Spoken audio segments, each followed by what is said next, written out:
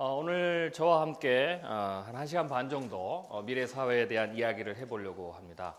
혹시 뭐 제 강의를 한번 들으신 분 계신가요? 손 한번 들어보시죠. 네, 손 내리십시오. 제가 별로 굉장히 유명하지 않은 걸 오늘 새삼 다시 깨달았습니다. 혹시 제 책을 읽으신 분? 네. 책을 읽으신 분들 조금 더 많습니다. 그래도 뭐 다 합쳐도 몇 분 안 되시니까 좀 너무 좋습니다. 책도 안 읽으셨고 제 강의도 안 들으셨기 때문에 제가 오늘 하는 모든 강의는 여러분에게 굉장히 새로울 것이다 라고 생각이 되네요. 어떤 분은 제 강의를 한 5번 들은 분이 계시더라고요. 그런 분이 이렇게 많이 있으면 제가 오늘 어떤 주제 할지 굉장히 고민을 많이 해야 됩니다. 오늘 그러지 않아도 좋을 것 같고요. 그래서 오늘 여러분에게 던지는 메시지가 여러분들에게는 조금 신선한 그런 메시지 되리라고 생각이 됩니다. 오늘 강의를 들으시고, 오늘 강의는 어차피 1시간 반 정도밖에 시간이 할애되지 않기 때문에요. 제가 미래 사회에 대해서 많은 부분들을 풀을 수가 없습니다. 미래 사회의 변화에 대해 얘기하고 그 가운데서 여러분들이 어떻게 해야 부의 흐름을 탈 수 있을지에 대한 것까지 얘기하다 보면 굉장히 짧은 시간이 될 것 같으니까요. 오늘 강의를 들으시고 난 이후에 미래 사회 변화에 대해서 관심 있는 분들은 제가 쓴 책들을 참조하시면 큰 도움이 될 거라고 생각이 됩니다. 아까 이제 계절에 대한 이야기를 하셨는데요. 너무 좋은 비유입니다. 우리는 지금 앞으로 향후 10년 겨울을 지나야 됩니다. 여러분 겨울날 준비를 하셨습니까? 네. 오늘은 그 이야기가 중점이 되리라고 생각이 됩니다. 앞으로 우리에게 다가온 겨울은 어떤 모습이고, 그리고 그 겨울을 잘 나기 위해서는, 물론 그 겨울을 지나면 다시 봄이 옵니다. 나기 위해서는 어떤 준비를 해야 되는지, 준비를 잘 못하면 배짱이처럼 얼어 죽을 수가 있게 되는 겁니다. 지난 10년에 전 세계를 계절로 표현하면 가을이었습니다. 굉장한 추수를 했던 가을, 자산시장에서 특별히 가을이었습니다. 풍년이었죠. 그 풍년이 끝났습니다. 이제는 겨울이 오게 되는 것이 바로 향후의 10년입니다. 저는 전문 미래학자로 활동을 하고 있는데요. 미래학자는 엘빈 토플러 같은 박사가 미래학자로, 현대 미래학자로 활동을 하고 있는데요. 미래학은 예언하고 좀 다릅니다. 많은 분들이 이제 저에 대한 오해를, 미래학자가 이렇게 활동을 하고 있으니까 예언가로 이렇게 오해하는 분들이 많이 있습니다. 일단 미래학자라는 그 타이틀이 그렇고요. 또 하나는 저희 연구소가 또 제가 발표한 책이나 뭐 강의를 통해서 미래에 대한 다양한 얘기를 하는데 사실은 저희가 예측한 부분들이 현대 사회과학적에서 컴퓨터 시뮬레이션 기법까지를 쓰기 때문에 상당히 적중률이 높습니다. 특히 이제 저 같은 경우는 휴스턴에서 미래학을 공부할 때 경제 경영 쪽에다 포커스를 맞춰서 커머셜 쪽으로 미래학을 포커스를 맞췄기 때문에 특별히 경제 경영 쪽, 비즈니스 쪽에서 예측을 좀 주로 많이 하는데요. 그러한 부분들이 상당히 불행하게도 우리의 잠깐만요. 네, 뭐 시그널이 왔는데 뭐 어떻게 할까요? 그럴까요? 네네, 죄송합니다. 방송을 하고 있어가지고 편집을 해주실 걸로 알고 있습니다. 자, 파워포인트 끄고 할까요, 그러면?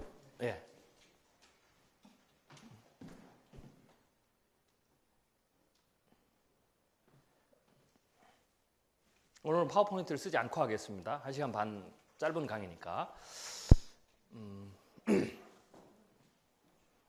미래학자 그러면 많은 분들이 예언가로 오해하는 경우가 참 많이 있습니다. 미래학자라는 타이틀 자체가 그런 느낌이 나고요. 또 하나는 저희 연구소가 또 제가 예측한 많은 부분들이 상당히 일치하는 경우가 참 많이 있기 때문에 이제 그런 오해들을 많이 받는데요. 그래서 제가 강의를 끝나고 가장 많이 받는 질문 중에 하나가 얼굴을 탁 들이밀고 박사님 제 미래는 어떻게 될 것 같습니까? 뭐 이렇게 묻는 분들이 많이 있습니다. 그리고 또 많이 이렇게 제가 접하는 질문이 1년 전부터 IMF 위기에 대한 징후가 있었는데 정부가 그것을 무시하고 애써 어떤 그 정권의 어떤 업적들을 기리기 위해서 그것을 무시하다가 결국은 IMF를 맞았던 것이죠. 서프라임 사태도 마찬가지고요. 보통 2, 3년 전부터 시그널이 왔었고요. 루비니 교수 같은 분들은 그런 시그널을 다 보고 예측을 한 겁니다. 예측이 어떤 면에서는 굉장히 또 어렵지가 않습니다. 시그널이 다 오기 때문에. 그 다음에 뜻밖의 사건의 대표적인 사례라고 할 수 있는 9.11 사태도 사실은 시그널이 와 있었습니다. 그래서 미래의 일들은 거의 대부분 99.9%는 미래 징후를 주고 옵니다. 그 징후를 먼저 선제적으로 잘 발견하느냐 못하느냐가 커다란 차이를 만들어낸다라고 보시면 되겠습니다. 즉 미래학은 그러한 다양한 기법들을 가지고 그 미래의 징후들을 과거와 현재 속에 있는 그것을 잘 필터링을 하고 그걸 연관하고 확장하고 재구조화해서 미래에 대한 다양한 가능성들에 대해서 일반인들이 보지 못하는 미래의 또 다른 가능성, 또 다른 면에 대해서 보여주는 것이 미래학자들이 하는 일입니다. 그리고 그러다 보니까 어떻게 됩니까? 남들이 보지 못한 위협이나 위기나 가능성이나 기회들을 더 먼저 볼 수 있게 되는 거죠. 그것을 조금 더 비즈니스와 또 개인 또 어떤 정책과 연결시키면 미래 전략 경영이라는 분야들을 만들어낼 수가 있습니다. 제가 하는 일들은 이제 주로 그런 일들을 하고 있습니다. 오늘 여러분과 좀 나눌 얘기들은요. 오늘 제가 앞단의 부분에서는 특별히 포커스를 한국 사회의 미래의 변화에 대한 이야기를 좀 해보려고 합니다. 오늘 이제 여러분들 모이신 분들이 직장인들이 굉장히 많고 또 미래를 준비하는 분들이기 때문에 물론 이제 미래 사회라는 것은 한국의 미래를 얘기할 때는 일본, 중국, 미국, EU 이 모든 게 다 연결이 돼 있습니다. 그게 또 한국을 영향을 미치니까요. 그래서 그 얘기를 다 해야 되는데 그렇게 되면 오늘 뭐 주어진 시간이 다 할 수 없기 때문에 일단은 이야기를 한국의 이야기부터 좀 풀어가려고 합니다. 향후 10년 그것도 오늘 이제 10년으로 제안을 하도록 하겠습니다. 10년 후에 한국의 모습은 어떻게 될 것인가? 어떠한 가능성이 많을 것인가라는 이야기를 하고 그 가운데서 여러분의 삶을 변화시키는 요소들은 무엇이고 그 가운데서 여러분들이 선점해야 될 기회는 뭐고 피해야 될 위기는 뭔지 이러한 부분에 대해서 강의를 진행하도록 하겠습니다. 한국의 미래, 저희가 미래를 예측할 때는요. 보통 아까 같은 그런 다양한 예측 기법을 쓰기도 하고요. 또 리스크를 줄이기 위해서 보통은 미래에 대한 예측을 할 때 3개 내지 4개의 시나리오를 세웁니다. 저희는 예언을 하는 것이 아니라 다양한 가능성, 남들이 여러분들이 보지 못하는 일반인들이 보지 못하는 부분들을 다시 보여줌으로써 여러분들이 미래에 대해 생각할 때 복수의 시나리오, 복수의 미래에 대한 가능성들을 갖게 돼서 좀 더 나은 입체적이고 균형 있는 미래에 대한 의사결정을 하실 수 있도록 돕는 게 미래학이기 때문에 그렇습니다. 그래서 오늘도 한국의 미래에 대해 얘기를 하면 3개 내지 4개의 시나리오를 해야 되는데 그렇게 되면 한국의 미래 10년간의 미래만 해도 한 7, 8시간이 걸립니다. 그래서 오늘은 그중에서 일단은 가장 뭐 긍정적인 시나리오도 있고 중립적인 시나리오도 있고 약간 부정적인 시나리오도 있고 뭐 이런 게 있는데 그중에서 가장 기본이 되는 이걸 이제 미래학에서는 베이스라인 퓨처라고 합니다. 기본 미래. 이 기본 미래에 대한 이야기를 해보겠습니다. 기본 미래는 어떻게 만들어지냐면 다양한 시나리오 중에서 현재의 확실성의 요소들을 뽑아서 이것을 가지고 시나리오를 구성하는 게 기본 미래입니다. 확실성은 트렌드, 패턴, 사이클, 계획 뭐 이런 것들입니다. 이러한 요소들을 뽑아서 그것을 다 조합해서 필터링하고 그걸 연관하고 확장하고 퍼즐처럼 맞춰서 재구조화해서 보여주는 게 기본 미래다라고 보시면 되겠습니다. 좀 더 쉽게 얘기하면 기본 미래라는 것은 현재의 정치의 시스템이 이대로 계속 지속된다면 정치 트렌드가 계속 이대로 지속된다면 10년 동안 지속된다면 가장 일어날 확률이 높은 미래. 현재 비즈니스의 트렌드가 대기업이 가지고 있는 주력 사업이 그대로 10년간 유지한 채 간다면 가장 일어날 확률이 높은 미래. 현재 경제의 시스템이 개인의 부의 어떤 그 조건들이 자산시장의 움직임이 이대로 계속 지속된다면 일어날 가능성이 가장 높은 미래. 사회 구조 패턴이 이대로 계속 지속된다면 큰 변화 없이 시스템 체인지를 하지 않고 그대로 지속된다면 일어날 가능성이 가장 높은 미래. 이러한 것들이 기본 미래입니다. 자, 그렇다면 한국의 기본 미래는 어떻게 될 것인가? 기본 미래는 미래학에서 일어날 확률은 7, 80% 정도를 잡습니다. 7, 80% 정도면 상당히 높은 수준이다. 일어날 가능성이 상당히 높다. 100% 일어나는 것은 아닙니다. 왜냐하면 미래는 정해진 것이 아닙니다. 가능성만 있는 거죠. 아무리 높은 가능성이라도 99.9%지 100%가 아닙니다. 왜? 인간이 바꿀 수 있는 여력이 있기 때문에. 이게 현실화돼서 나타나면 그때 이제 현실화돼서 100%가 되는 거죠. 그 전까지는 미래는 100%의 예언을 하지 않습니다. 그래서 보통은 7, 80% 정도의 가능성이면 상당히 높은 미래라고 볼 수가 있습니다. 한국에 대한 다양한 가능성들을 얘기할 때 여러분들이 익히 들으셨던 부분들이 한국에 대한 조금 더 낙관적인 시나리오입니다. 골드만삭스가 2050년이 되면 한국은 전 세계 2위의 국가가 된다. 경제 규모가, 경제 수준이. 뭐 그런 얘기도 있고요. 올 초에 모 경제 대기업의 경제연구소에서 얘기했을 때 우리나라는 2020년이 되면 우리나라 GDP가 3만 5천 불이 된다. 뭐 이런 이야기들이 여러분들이 익히 들으셨던 한국에 대한 굉장히 낙관적인 그러한 미래에 대한 전망입니다. 틀린 시나리오는 아닙니다. 틀린 전망은 아닙니다. 가능성이 possibility에 들어갑니다. 이것도 우리나라에 있는 가능성의 영역. 한 번쯤 생각해 볼 수 있는 가능성의 영역이 들어갑니다. 그러나 퍼센테이지로 보면 저희가 전문가들의 분석에 의하면 한국의 그러한 미래는요. 가능성은 있지만 상대적으로 가능성의 수준은 낮습니다.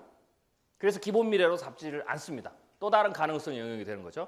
기본 미래는 그러면 뭐냐? 저희가 이제 타이틀을 붙였는데요. 2020년 부의 전쟁인 아시아라는 책에서 타이틀을 붙였는데 한국의 10년간의 기본 미래는 전제는 이겁니다. 지금처럼 정치 시스템이 지속되고 지금처럼 정치인들이 포퓰리즘에 쌓여서 계속하고 비즈니스도 현재의 우리나라 주력 산업인 우리나라의 대표적인 대기업의 주력 산업이 IT 정보통신, 조선, 석유화, 건설, 자동차 이러한 부분들이 계속 지속된다면 이것을 10년 후에도 계속해서 메인 산업으로 끌고 간다면 가장 일어날 확률이 높은 미래는 한국판 잃어버린 10년입니다. 이게 한국의 기본 미래입니다. 일어날 가능성은 약 70에서 80%. 잃어버린 10년이라는 것은요. 나라가 망한다 이게 아닙니다. 잃어버린 10년 하면 일본의 사례를 들을 수가 있죠. 일본이 잃어버린 10년에 들어갔고 그 일본이 지금 잃어버린 20년에 빠져 있습니다. 잃어버린 10년은 쉽게 얘기하면 장기적 저성장 국면 생각하시면 됩니다. 그리고 경제 펀더멘탈이 약화가 되고 그래서 소비의 침체도 오고 또한 그러한 현상이 지속되기 때문에 이것을 떠받치기 위해서는 개인의 부채가 계속 상승하고 국가의 부채도 지속적으로 상승해서 전체적으로 봤을 때는 개인이나 기업이나 국가가 전체적인 성장의 역동성을 상실하는 그래서 정책에 있는 그래서 외부적인 요소가 조금이라도 서브프라임 모기지 사태와 같은 그런 외부적인 충격이 오게 되면 전 세계 중에서 가장 먼저 충격을 받고 디플레이션에 빠질 수 있는 상황으로 전개되는 게 잃어버린 10년입니다. 실제로 일본은 잃어버린 10년을 가면서 서브프라임 모기지 사태가 오면서 전 세계에서 가장 먼저 디플레이션에 들어갔습니다. 이게 잃어버린 10년이다라고 보시면 되겠습니다. 그러면 일본이 잃어버린 10년에 빠질 때는 한 기업이 잘못하거나 한 개인이 잘못해서 그렇게 가느냐? 아니라는 거죠. 일본이 그렇게 간 데는요. 시스템적 문제 때문에 그렇습니다. 세상에도 그렇고 사람에게도 그렇습니다. 병이나 문제는 두 가지가 있습니다. 두 가지가. 하나는 우리가 옛말에도 있죠. 시간이 해결해 줄 거다라는 문제가 있습니다. 우리의 인생에도요. 수많은 문제가 있지만 시간이 해결해 줄 거야 라는 문제가 있습니다. 첫사랑에 실패한 거라든지 이런 것은요. 시간이 해결해 줍니다. 그런 문제가 상당히 많이 있습니다. 인체에서 나타나는 병도 시간이 해결해 주는 병이 있습니다. 특별히 대응을 하지 않더라도 시간이 지나면 해결되는 병, 그냥 자연히 낫는 병. 예를 들면 여러분 상처가 난다든지 혹은 감기. 물론 감기는 약도 먹고 심해지면 주사도 맞지만 그러한 것들도 정상적인 건강을 한 사람은요. 어린이나 노약자나 이런 사람들 지병을 알고 있는 사람은 제외하거든요. 나머지는 차이만 있지 그냥 시간 지나면 낫습니다. 약 안 드셔도 돼요. 괜히 항생제 많이 드시고 나중에 문제를 키우지 마시고요. 그런 병이나 문제들이 있습니다. 그런데요. 시간이 지나면 낫지 않고 시간이 지나면 오히려 시간이 약이 아닌 시간이 독이 되는 시간이 지날수록 문제가 더 커져버리는 그래서 해결하지 못하고 문제가 점점 커지면서 종국에는 사람을 죽게 만들고 시스템을 다운시키고 국가를 파멸로 몰고 가는 문제가 있습니다. 개인으로 보면 그런 문제는 보통 어떤 문제냐? 시스템적 문제입니다. 몸의 시스템의 균형이 깨져서 생기는 병들은 시간이 지난다고 치유가 되지 않습니다. 대표적으로 암과 같은 거죠. 면역체계 밸런스가 깨지면서 암세포를 죽이지 못해서 나타나는 병. 이러한 병들은 시간이 해결해 주지 않습니다. 시간이 계속 흘러갈수록 암은 계속해서 진전되고 그것을 계속해서 무시하게 되면 어떻게 됩니까? 사람이 죽음에 이르게 되는 거죠.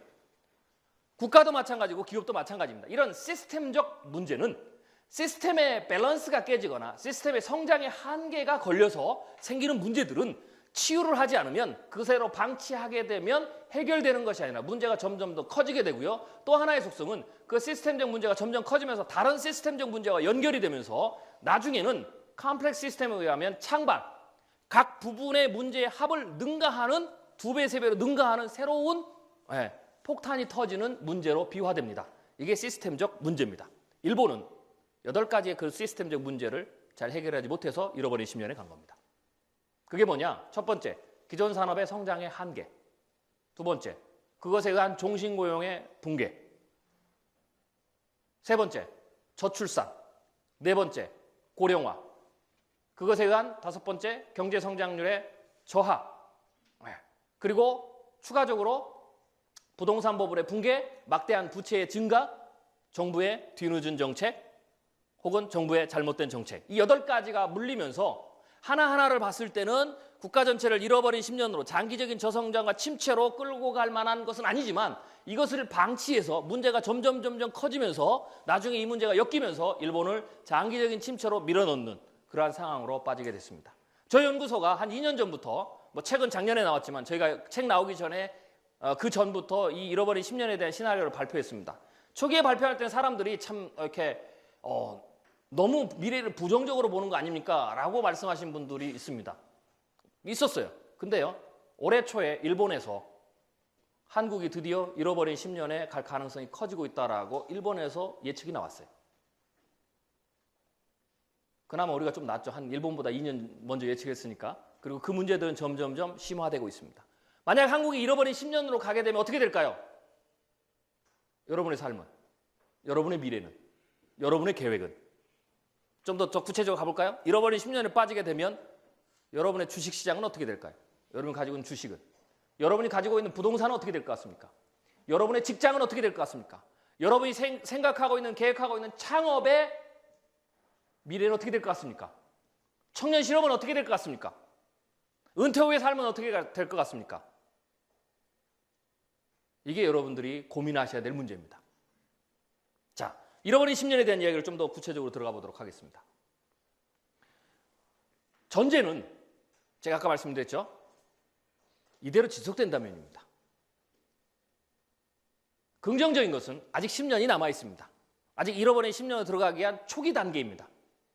그렇기 때문에 일본의 반면교사이기 때문에 지금이라도 빨리 개인이나 기업이나 국가가 컨센서스를 이루고 거기에 대해서 적극적으로 대응하는 것만이 이 문제의 리스크를 줄일 수 있는 겁니다. 이 문제는 없앨 수는 없습니다. 얼마나 빨리 대응하느냐에 따라서 피해를 최소화시키느냐에 달려있는 문제죠. 그래서 10년이라는 세월이 굉장히 중요하다라고 보시면 됩니다. 어쩌면 초침이 거꾸로 지금 계속 돌아가고 있는 상황이죠.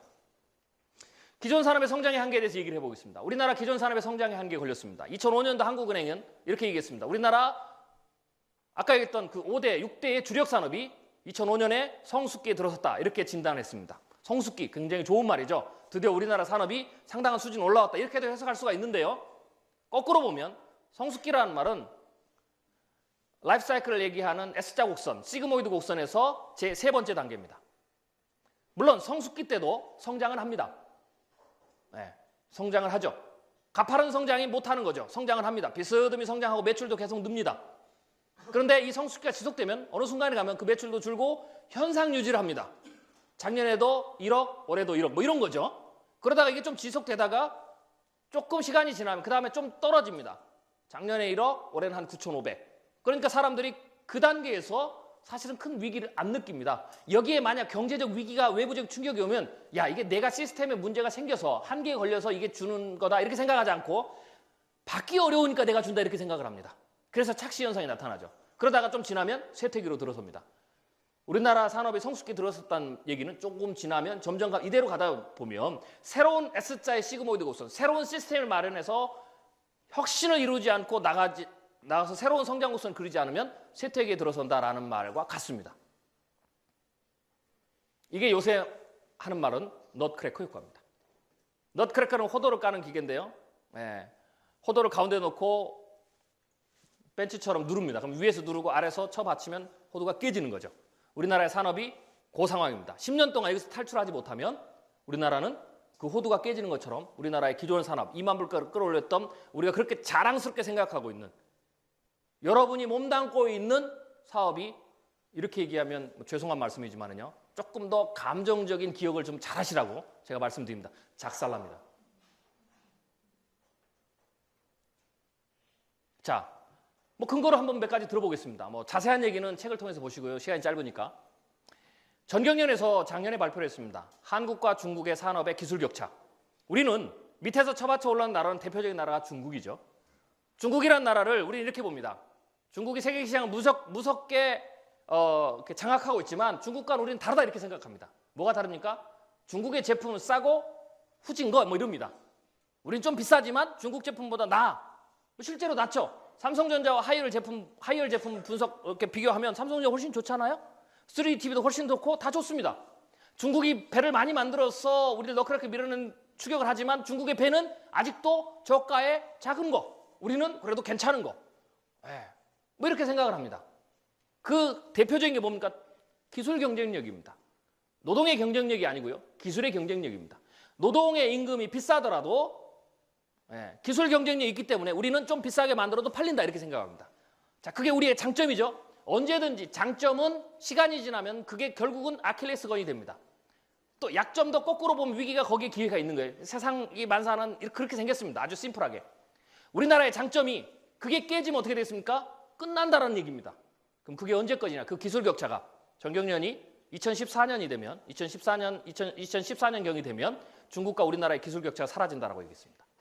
기술 격차가 사라진다는 건 뭡니까? 중국의 제품이나 우리나라 제품이 기술력이 같거나 혹은 어떤 부분은 기술력이 더 낮습니다. 중국은요. 1, 2, 3, 4차 산업이 한 번에 밀고 올라가는 나라가 중국입니다. 특별히 이미 신성장 동력 산업은 우리보다 기술력이 앞서 있습니다. 예를 들어 볼까요? 중국이 여러 가지 신재생 에너지 쪽에서도 지금 태양열, 풍력 이렇게 계속 잘 나가고 있는데요. 풍력 산업을 보겠습니다. 불과 2, 3년 전만 해도 전 세계 풍력 시장에서 상위 10개 기업을 차지하고 있는 게 유럽과 미국의 기업이었습니다. 2, 3년이 지난 지금 풍력 시장의 상위 10개 기업의 7개가 중국 기업입니다. 이게 중국입니다. 우리나라가 일본을 너크래커에 밀어넣습니다.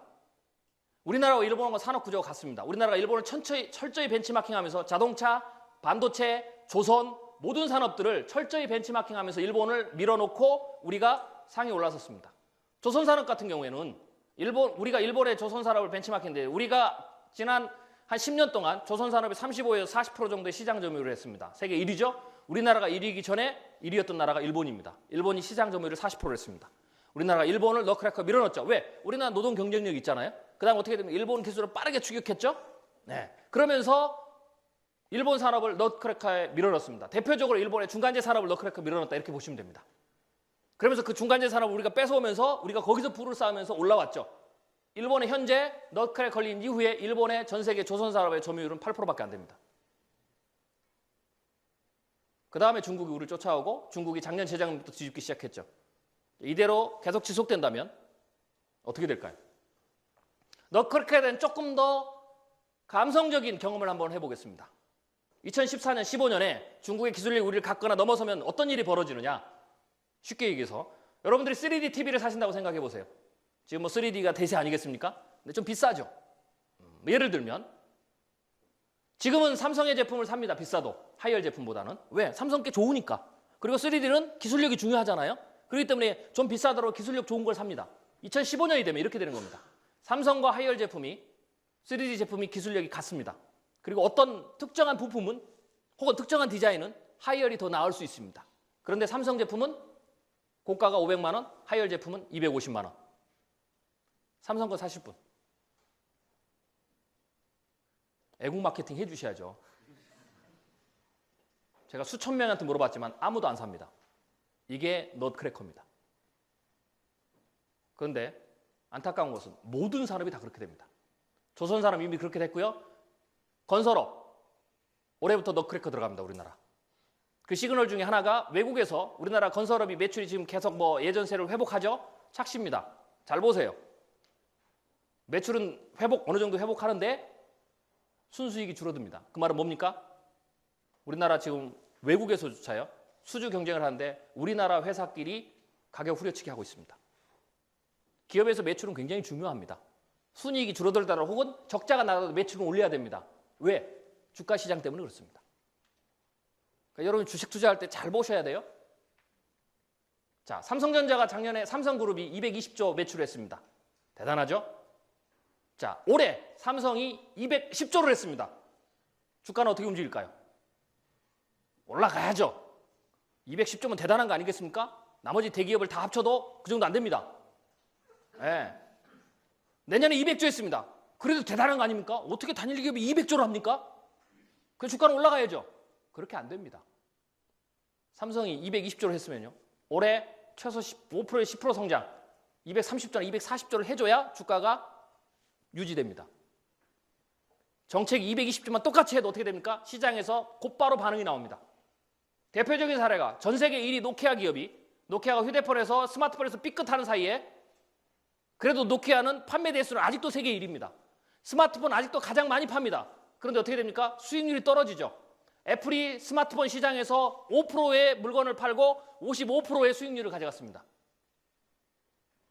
애플보다 훨씬 더 많이 파는 노키아가 더 많이 팔았지만 노키아가 아직 스마트폰을 안 만든 거 아니면 만들었어요. 가장 먼저 만들었는데요. 수익률이 없습니다. 그런데 어떻게 됐습니까? 주가 반토막 났습니다.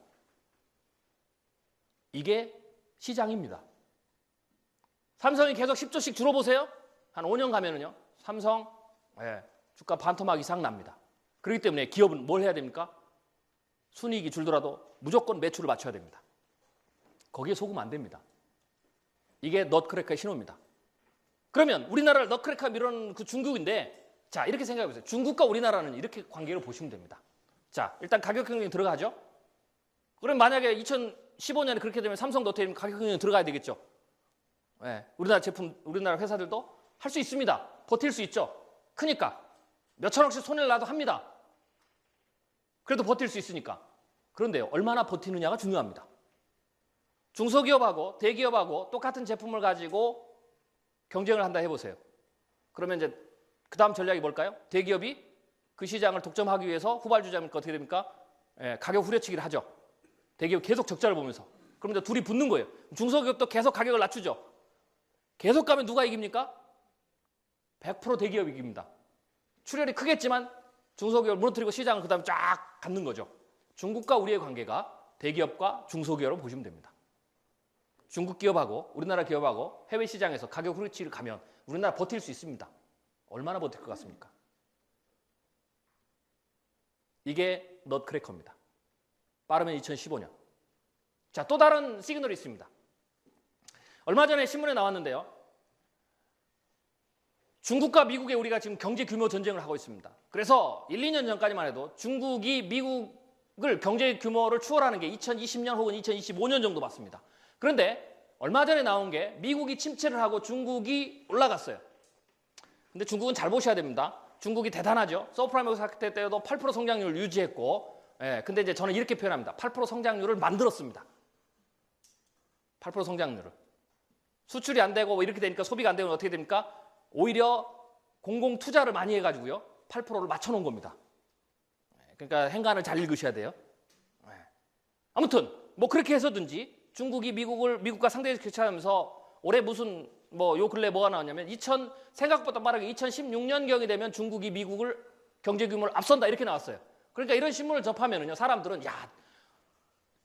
강 건너 불구경 보듯이 재밌게 봅니다.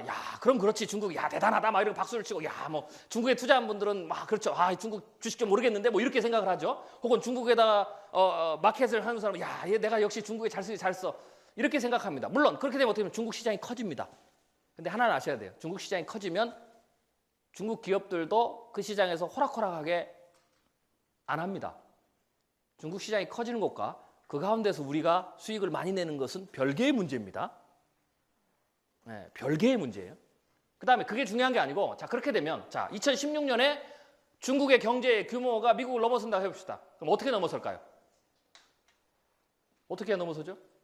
돈을 많이 버는 거죠. 지금보다 더 많이 벌어야 넘어서는 거 아니겠습니까? 미국이 갑자기 경제 규모가 팍 줄 일은 없으니까 미국이 그냥 유지하고 있더라도 돈을 더 빠른 속도로 더 벌면서 돈을 많은 버는 규모가 커지면서 넘어서는 거죠. 문제는 그럼 중국이 돈을 어떻게 많이 버느냐는 겁니다. 어디서 많이 버느냐입니다. 중국은요, 산업 구조가 이렇게 돼 있죠. 일본은 부품과 소재 산업을 하고요. 우리는 그것을 가져다가 중간재를 하고요. 우리는 그 중간재를 만들어 중국에다 팔아서 중국은 그것을 조립해서 세계 시장에 팝니다. 낮은 임금력을 가지고 세계에서 조립 제품을 다 받아다가 조립을 해서 팝니다. 그게 중국입니다. 그걸로 계속 올라왔는데 그것만으로는 죄송한 얘기지만 미국을 넘어가지 못합니다. 왜? 그 다음 중국도 후발주자가 이번진 국가가 있거든요. 더 싼 노동력을 하는 인도, 중국의 인구를 추월할 만한 인도죠. 동남아시아, 아프리카도 시장을 만들죠. 그러니까 그것만 해서는 중국도 너크래커에 빨리 걸립니다. 그러니까 어떻게 됩니까? 다른 데서 돈을 벌어야 되죠. 그럼 그 단계가 뭡니까? 제조업에서 두 번째 단계가 중간재입니다. 부품 마지막 조립 단계에서도 돈을 어느 정도 시장을 확보한 다음에 그걸로는 미국을 넘어서기가 힘드니까 이제는 중국이 기술력이 향상돼서 2014년, 5년이면 한국과 같은 기술력을 갖는다고 그러죠? 그 말은 뭐예요? 중간재 시장에 들어갈 수 있는 기술력을 갖는 겁니다. 그러니까 우리 한국을 거치지 않고도 일본에서 부품과 소재를 가져다가 중간재를 만들고 자기네들이 조립해서 세상에 팔 수 있는, 그래서 조립 제품과 중간재 두 번째 라인을 동시에 석권하면서 부가 커지는 겁니다. 그러면 중간재의 경쟁력을 가지면 누구가 시장을 이뤄야 돼요? 우리나라가 이뤄야 됩니다. 그러니까 중국이 미국을 그렇게 추월하는 게 사실은 우리나라 입장에서는 좋은 게 아닙니다. 그 말은 우리나라가 기존의 산업들이 너클래커에 걸릴 확률이 좀 더 빨라졌다, 이렇게 생각하셔야 되고, 우리나라 기업이 너클래커에 빠지면 어떻게 되겠습니까? 살기 위해서는 뭘 해야 되겠습니까? 더욱더 빠르게 공장을 해외로 이전해야 되고요. 경쟁력을 가져야 되니까. 그래서 중국이 계속 짓는 겁니다. 공장을. 지금 보시죠. 대기업들 다 짓잖아요. 네, 중국 기업화됩니다. 중국 시장이 크기도 하고 거기서 만들지 않으면, 애플처럼 중국에서 만들지 않으면 안 되는 겁니다. 그럼 무슨 문제가 생겨요? 그러면서 중국은 성장을 하겠죠? 우리는 일자리가 사라지는 겁니다. 그리고 거기에서 남지 못하는 기업은 사라지고, 그러면 국내에 남겨질 때 어떻게 됩니까? 자동화를 더 해야 되겠죠. 그러면서 구조조정이 계속되고 인력은 계속 주는 그런 현상이 발생을 하게 되는 겁니다. 이게 기존 산업의 성장의 한계의 의미입니다. 두 번째, 이렇게 되면 무슨 문제가 생깁니까? 종신고용 붕괴가 옵니다. 왜? 기업이 이렇게 살아남기 위해서는 여러분들을 고용해서 65세 할 때까지 그대로 샐러리를 주면 어떻게 됩니까? 연봉이 올라가야 되잖아요. 그 임금 구조를 유지하고서는 절대로 중국과 인도와 동남아와 아프리카와 경쟁할 수가 없습니다. 그러니까 어떻게 되겠어요? 구조조정을 하고 그 다음에 어떻게 됩니까? 종신고용을 하지 못하죠. 왜? 임금이 높아질 만하면 잘라야죠. 그리고 새로운 사람을 수혈해서 다시 임금이 낮은 데부터 올라가야 됩니다. 필연적입니다. 그래서 종신고용이 붕괴됩니다. 종신고용이 붕괴되고 그 다음에 어떻게 되면 종신고용이 붕괴되면 중산층이 타격을 봅니다. 그리고 세 번째, 우리나라 지금 세 번째 국면에 진입했는데요. 중산층이 타격을 보게 되면 계획적 소비를 할 수가 없습니다. 왜? 계획적 소비라는 것은요, 내가 안정적으로 일자리를 계속 20년, 30년 유지한다는 전제. 그래서 안정적으로 내 봉급이 올라가고, 그래서 그 돈의 부가 계산이 돼야 그걸 가지고 뭘 합니까? 빚을 내서 소비를 합니다. 그 계획에 의해서. 백도 빚내서 사잖아요. 네, 빚의 시기입니다. 지금은. 이게 신용창조에 의한 경제성장 시스템입니다. 자, 그러면 어떻게 되느냐? 자동차도 어떻게 사는 겁니까? 빚내서 사는 거죠. 3천만 원짜리 자동차를 사시려면 어떻게 됩니까? 최소한 내가 한 달에 100만 원씩 모은다 그러면 3천만 원짜리 자동차를 사시려면 최소 30개월은 안정적으로 직장을 다닌다는 전제가 있어야 구매하실 수 있습니다. 만약에 여러분들이 승진을 해서 그 기념으로 집에 가서 차를 바꾼다고 해보세요. 그래서 와이프한테 가서 이번에 차 바꿔. 나 이번에 승진했으니까. 그리고 이번에 인센티브도 나왔잖아. 월급도 오르고. 나 차 바꿀 거야. 그러면 예전 같아서는 종신고용 시대는 와이프가 바꾸게 해줍니다. 뭐 그러면서. 근데 지금은 다르죠. 와이프가 이런 얘기를 합니다. 당신 정신 있냐고. 그 차 바꿨다가 그 할부 갚기 전에 당신 잘리면 어떡할 거냐고. 거기다 이 한마디를 하면은 절대 못 삽니다. 옆집에 있는 아저씨는 대기업 다니다가 구조조정 당해야 되는데 아직 1년 동안 직장 못 구하고 있더라. 요 한마디면 아무도 차를 못 사죠. 그런 강 큰 남편은 없습니다. 이게 종신고용 붕괴의 의미입니다. 그래서 가장 큰 타격을 보면 세 번째 단계에서는 종신고용 문제는 첫 번째 종신고용 붕괴가 되고 그 다음에는 중산층이 무너지고 그 다음 단계가 뭐냐? 대형 소비재의 침체입니다. 특히 주택시장의 침체. 3천만 원짜리 차도 그렇게 못 사는데 5억짜리 집을 어떻게 사실 겁니까? 5억짜리 집을 사시려면 내가 한 달에 100만 원씩 모으면 58년을 한 50년, 이자까지 한 58년을 모으셔야 됩니다. 그 말은 내가 5억짜리 집을 사려면 58년 동안 그 정도. 아무튼 뭐 그렇게 죄송합니다. 잘라주시고 아무튼 많이 오랫동안 회사에 다니셔야 됩니다. 그게 전제가 돼야 그 집을 살 수가 있습니다. 그게 깨지면, 그게 불안해지면 집을 살 수가 없습니다. 이게 종신고용 붕괴가 만들어내는 문제고 우리나라는 세 번째 단계에 진입했습니다. 부동산 시장 잘 판단하세요. 사라 마라 저는 안 합니다. 예. 제가 제가 예전에 신종 플루 사건 때에 주식을 사라 마라 주식 뭐 이걸 언급했더니 제가 그 뒤로 큰 곤욕을 당했어요. 그래서 그 뒤로는 절대로 종목도 추천 안 하고 사라 마라도 안 합니다. 여러분 현명한 판단하실 수 있도록 정보만 제공하고요. 알아서 판단하세요. 알아서. 예. 뭐 굳이 얘기하면 부동산의 가격이 하락하는 것에 대해서 저는 51대 49 정도 봅니다. 51대 49. 네. 잘 알아서 해석하시길 바랍니다. 이렇게 되니까 그다음 여기에다가 이렇게 되니까 어떻게 돼요? 이제 문제가 좀 심각해지죠. 여기에다 결정적으로 뭐냐? 저출산이 옵니다. 저출산은 문제가 아닙니다. 저출산은 인구가 주는 거니까 어떤 문제가 생깁니까? 정부가 아무런 일을 안 해도 청년 실업이 해소됩니다. 취업률이 올라가죠. 애들이 주니까. 그렇잖아요? 그냥 가만히 있어도 일자리는 그대로 있어도 밑에서 올라와서 일자리를 구직한 사람이 없으니까 실업률이 주는 거죠. 그 다음에 인구가 주니까 삶의 질도 높아져요. 첫 번째, GDP가 올라갑니다. 명목 GDP가. 나는 별로 한 건 없는데. 왜? 벌어들인 돈을 분모로 나누니까 저출산은 분모가 주는 거잖아요. 그러니까 어떻게 돼요? 그냥 가만히 있어도 내 호주머니는 별로 샐러리가 안 오르는데 국가가 발표하는 GDP는 3만 5천 불 갑니다. 분모가 주니까. 더 주르면 더 올라가겠죠. 우리나라를 5만 불대로 끌어올리는 좋은 방법은 인구를 반절로 줄이면 됩니다. 5만 불 바로 갑니다, 지금. 실제로 호주가 3만 불 정도가 됩니다. 3만에 3만 3천 불 되는데요. 야, 대단하잖아요. 우리보다 잘 사는 것 같죠? 호주가 인구가 2천만 밖에 안 됩니다. 그리고요, 실제적으로 GDP 총 규모는 우리나라보다 30%가 적습니다. 그런데 3만 불이 넘습니다. 왜? 인구가 적으니까. 이제 셈법을 좀 아시겠어요? 발표하는 뭐 3만 불, 5만 불 뭐 이런 거.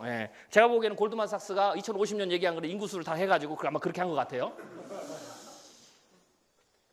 자, 그 다음에 인구가 줄게 되면 또 다른 게 뭡니까? 일단 사람이 주니까 쾌적하잖아요. 막 밀집 도시의 서울도 인구가 줄어보세요. 인구가 주니까 서울의 인구는 이제 줄거든요. 그러니까 어떻게 됩니까?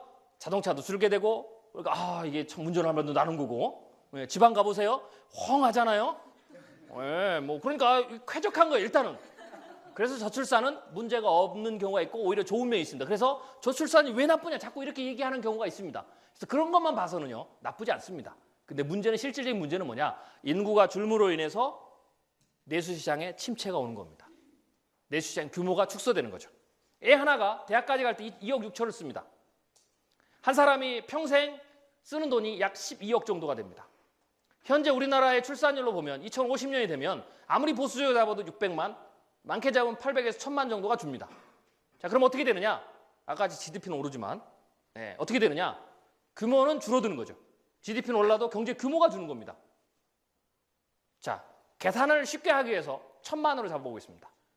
1000만이 준다라는 것은 이렇게 보십니다. 1000만 곱하기 12억.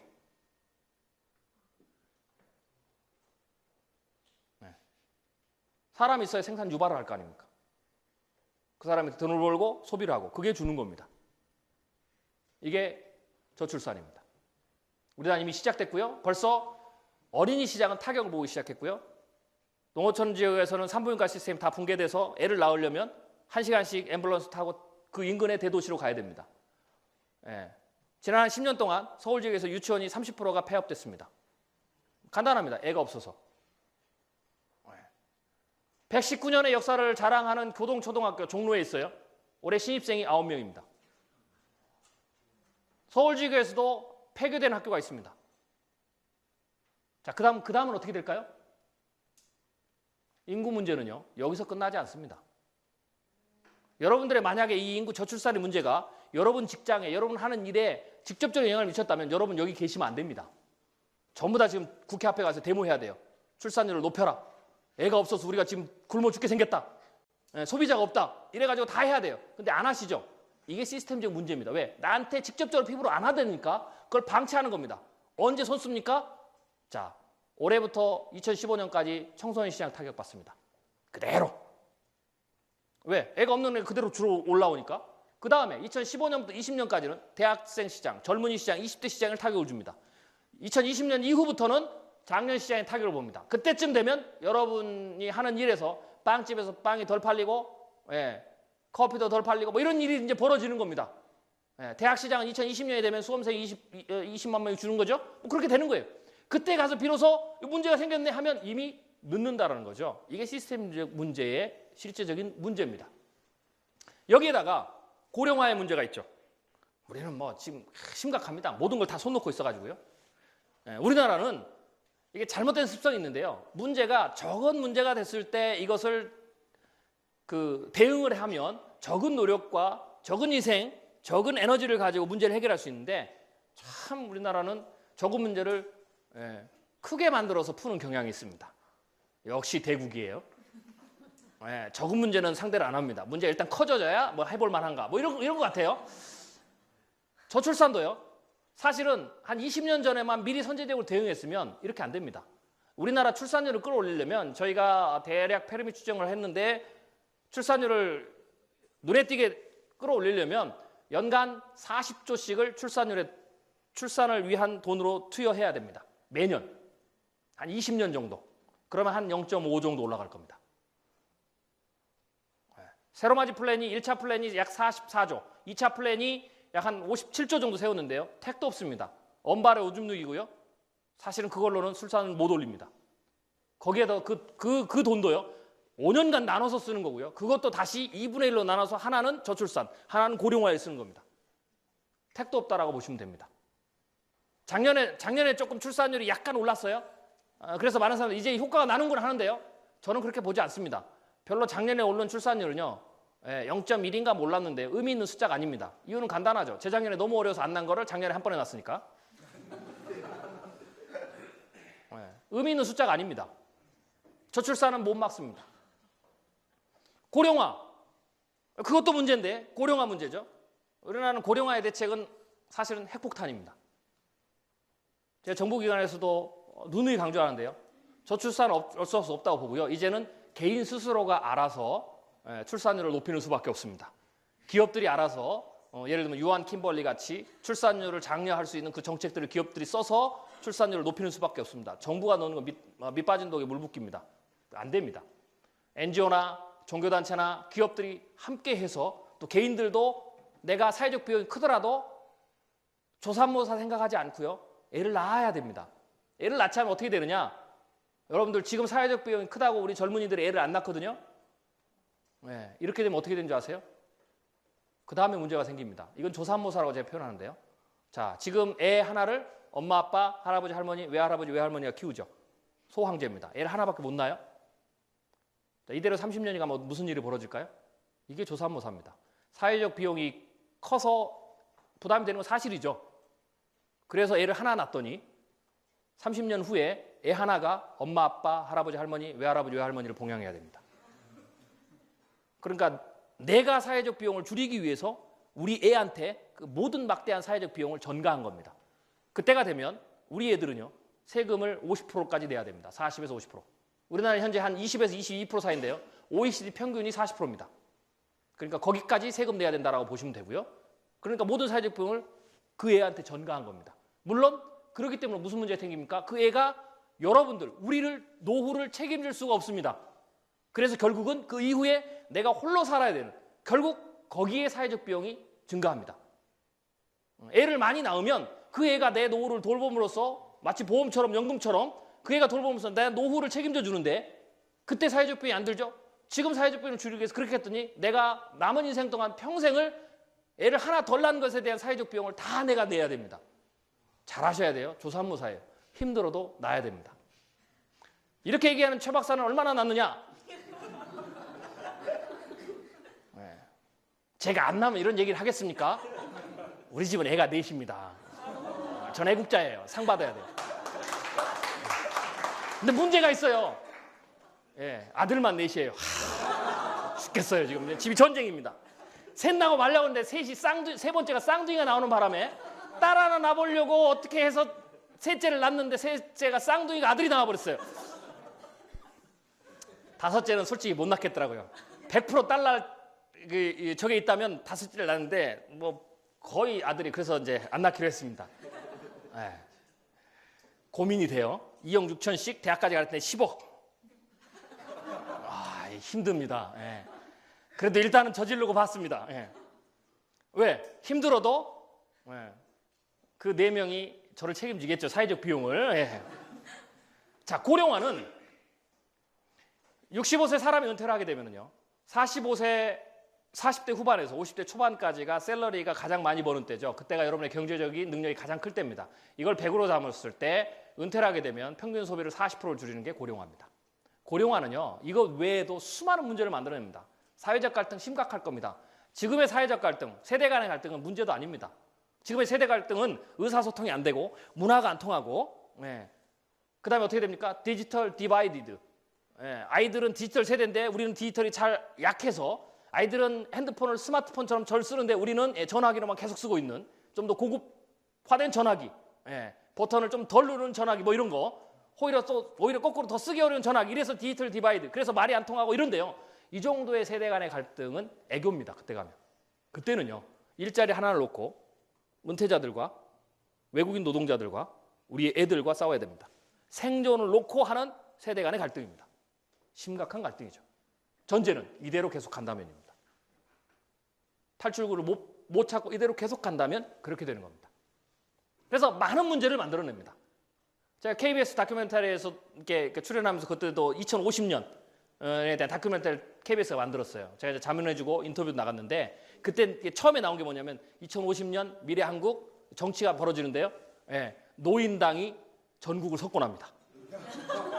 한번 구해서 보세요. 노인당. 왜? 노인들이 40%거든요. 그때는요, 노인들 잘못 보이면 대통령도 못 됩니다. 특히 그들은요, 은퇴 후에 힘들거든요. 젊은이들은 일하러 가고 뭐 이러기 때문에 이들은 힘들어요. 생존이기 때문에 표를 뭉칩니다. 그래서 그 다큐멘터리는, 가상 다큐멘터리는 전국을 노인당이 휩습니다. 그래서 제가 지금 고려 중이에요. 그때쯤 되면 저도 거기에 속할 것 같으니까 그때 대선 출마를 할까 뭐 이런 생각입니다. 그럼 노인들에게 희망적인 어떤 뭔가를, 공약을 제시하면 되지 않겠습니까? 혹은 대통령은 못 돼도 국회의원은 될 것 같아요. 정치에 관심 있는 분들은 그때를 노리십시오. 노인들이 주축 세력이 되고, 그러면 어떻게 됩니까? 노인들이 얘기를 합니다. 젊은이들은 뭐 합니까? 노인들이 나가는 연금이 너무 많다. 연금 깎자. 노인들이 우리 일자리를 다 가져간다. 이렇게 합니다. 그럼 노인들은 이런 불효막심한 놈들 뭐 이럽니다. 실제로 그 가상 시나리오가 있어요. 이런 불효막심한 것들, 내가 너희들을 키워놨는데 이런, 그러면서 이제 선거 구호 뭡니까? 불효막심한 이 젊은이 당을 심판하자 뭐 이렇게 나오는 겁니다. 그게 2050년 모습입니다. 심각하죠. 자, 경제연구소들, 국내 경제연구소 조사를 했는데요. 분석을 했는데, 평균 소비를 40%를 줄이는 세대가 전체 인구의 25%가 되면 경제의 성장률이 18%가 하락합니다. 우리나라는 언제가 그쯤이 되느냐? 2018년이 되면 우리 인구의 14%가 65세 이상에 대해서 소비의 40%를 줄입니다. 그러니까 아직 11%가 남았죠? 안전한 게 아닙니다. 65세 은퇴해서 소비를 줄인 것은 산업주의 패러다임이죠. 왜? 산업주의 시대는 65세 은퇴를 했으니까. 근데 65세는 아니에요. 노인은 아니지만, 물론 뭐 요새는 65세도 노인이 아니에요. 노인이라고 하면 큰일 납니다. 65세는 아니지만 은퇴가 빨라졌어요. 그래서 어떻게 보면 50대 초반에 10년, 15년 빨라졌어요. 그래서 은퇴를 해서 젊지만 평균 소비를 40%를 줄여야 되는 세대가 있습니다. 그게 작년부터 은퇴하는 베이비부모 세대입니다. 14.6%. 이들이 2018년에 은퇴가 완료됩니다. 두 세대를 합치면 28.6%가 2018년에 평균 소비의 40%를 줄입니다. 아까 25%가 평균 소비의 40%를 줄이면 전체 경제는 18%가 하락한다. 규모는 줄어든다고 그랬죠? 내수 시장은 우리는 2018년에 28.6%입니다. 18에서 20%가 지금 대비해서 경제 규모가 줄어들 것이라고 생각하면 됩니다. 그럼 내수 시장이 줄겠죠? 그러면 20%가 준다 그러면 무슨 의미입니까? 간단합니다. 여러분의 빵집의 매출이 20%가 줄고, 미장원의 매출이 20%가 줄고, 풀빵장소의 매출이 20%가 줄고, 아이스크림 20%가 줄고 뭐 이런 겁니다. 이게 2018년입니다. 코앞에 와 있습니다. 이게 고령화입니다.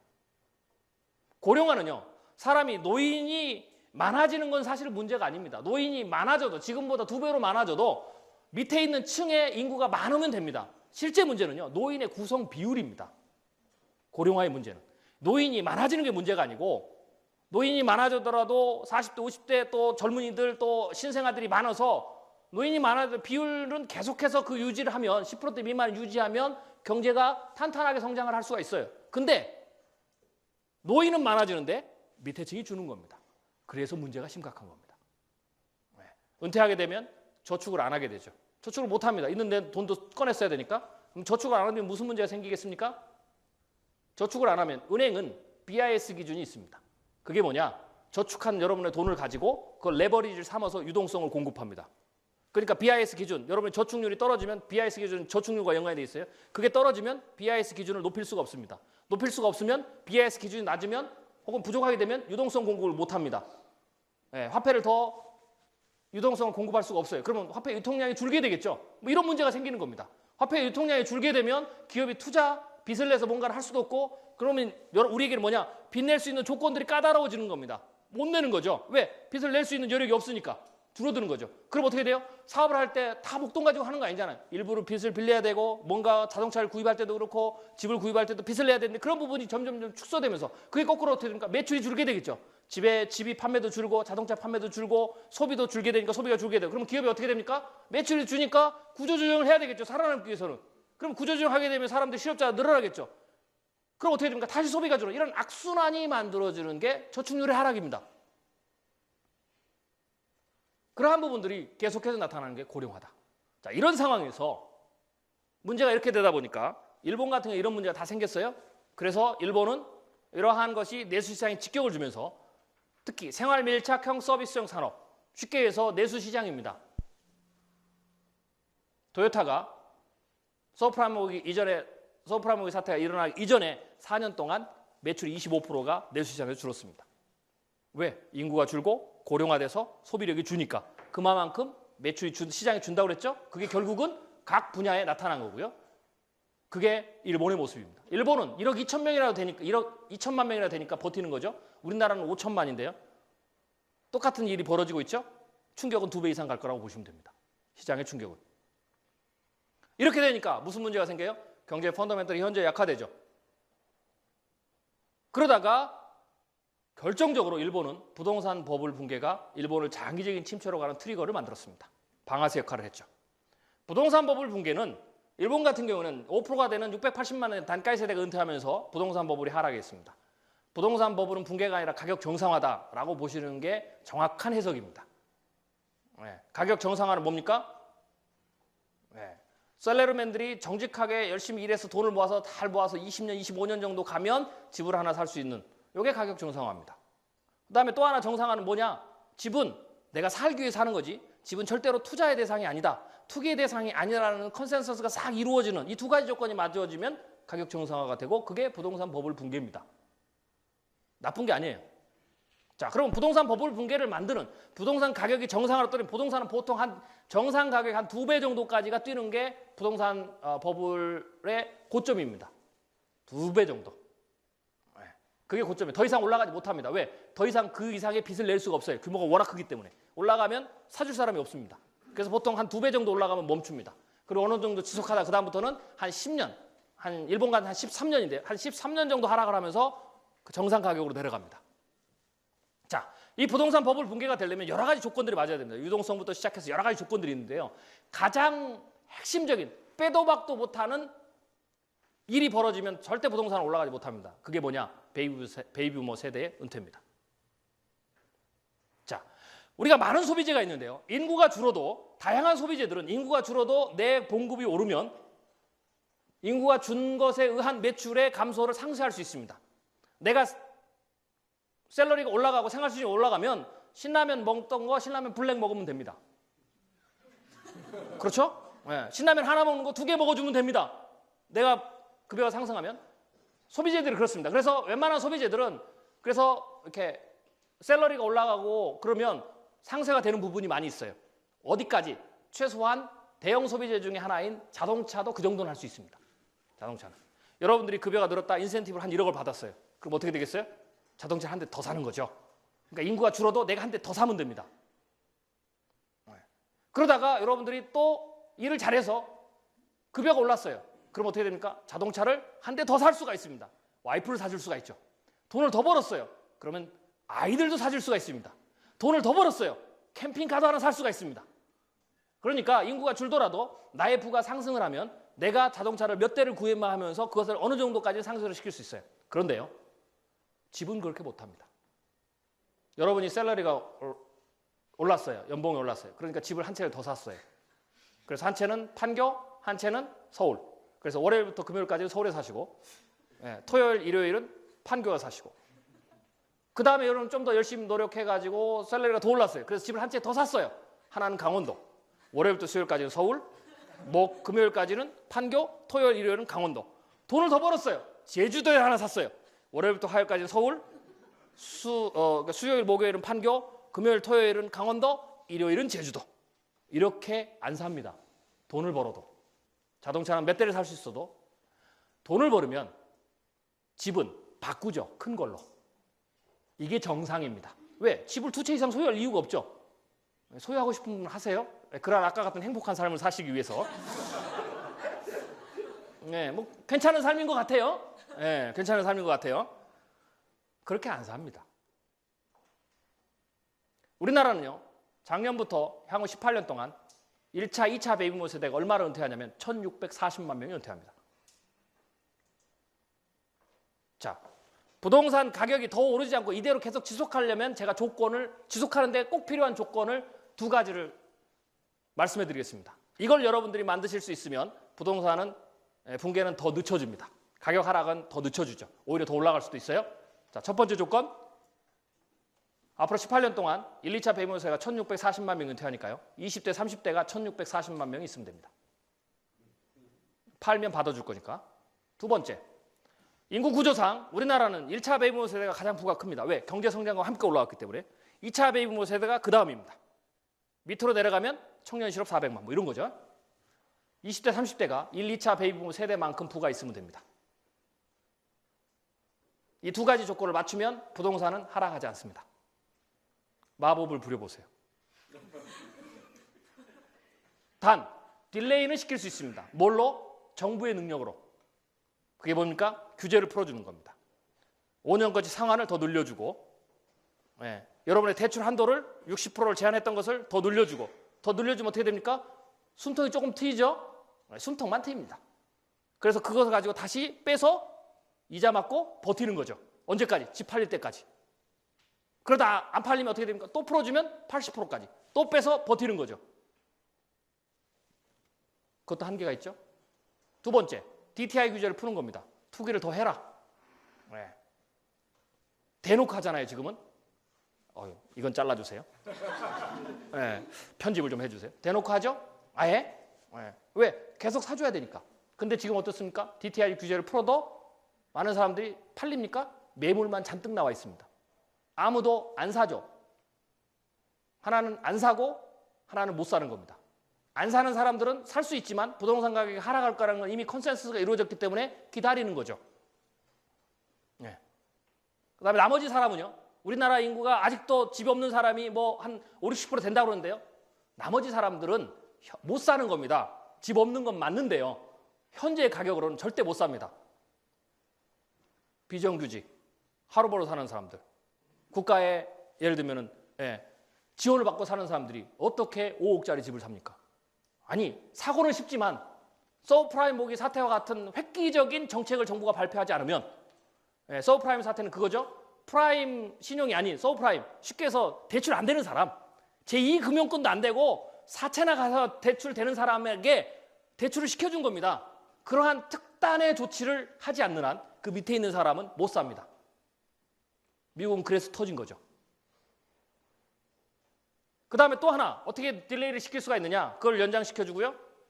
또 하나 방법은 정부가 부채를 가지고 막아주는 겁니다.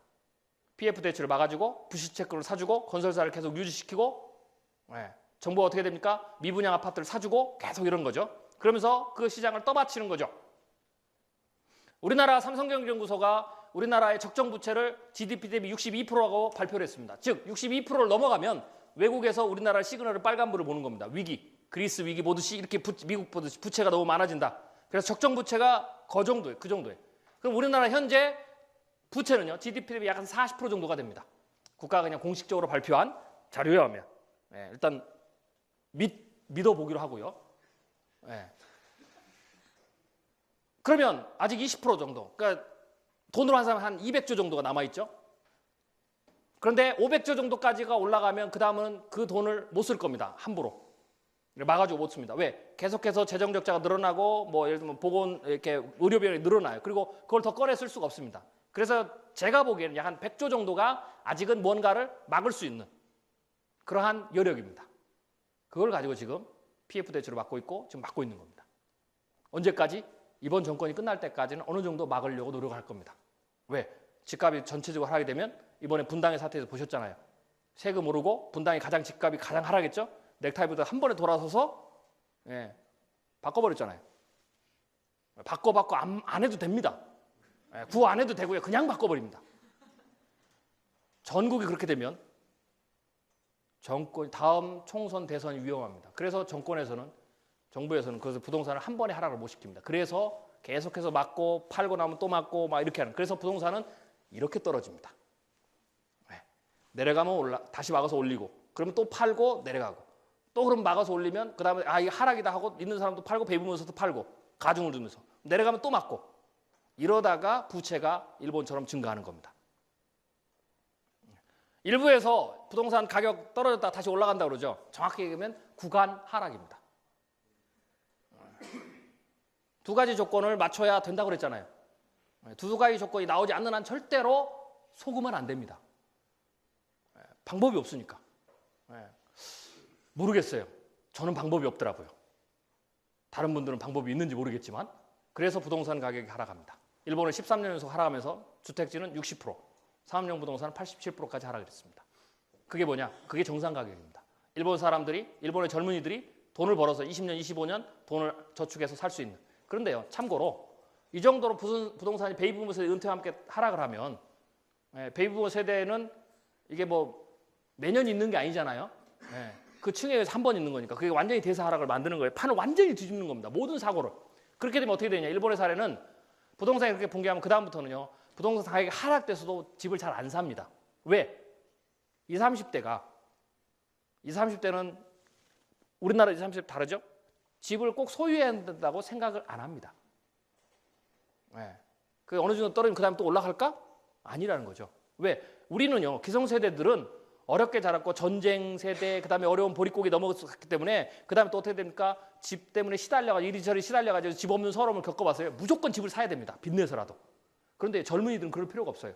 지금 젊은이들은요. 아버지 시대가 그렇게 해서 잃어버린 게 너무 많다. 우리는 돈 조금 벌어서더라도 나는 행복하게 산다. 이렇게 하는 게 젊은이들입니다. 근데 이 젊은이들이 그렇게 내 30년, 40년의 미래를 담보 잡아서 왜 빚을 내서 집을 삽니까? 이 젊은이들은 그런 생각을 안 합니다. 그러니까 어느 정도 멎어서 그들이 올라올 때 집값이 올라와줘야 되는데 안 올라갑니다. 그래서 집값은 계속 이렇게 가는 겁니다. 그게 더 튈 거라는 생각을 하시지 않는 게 좋습니다. 그러면 일본은 그 다음에 어떻게 됐느냐?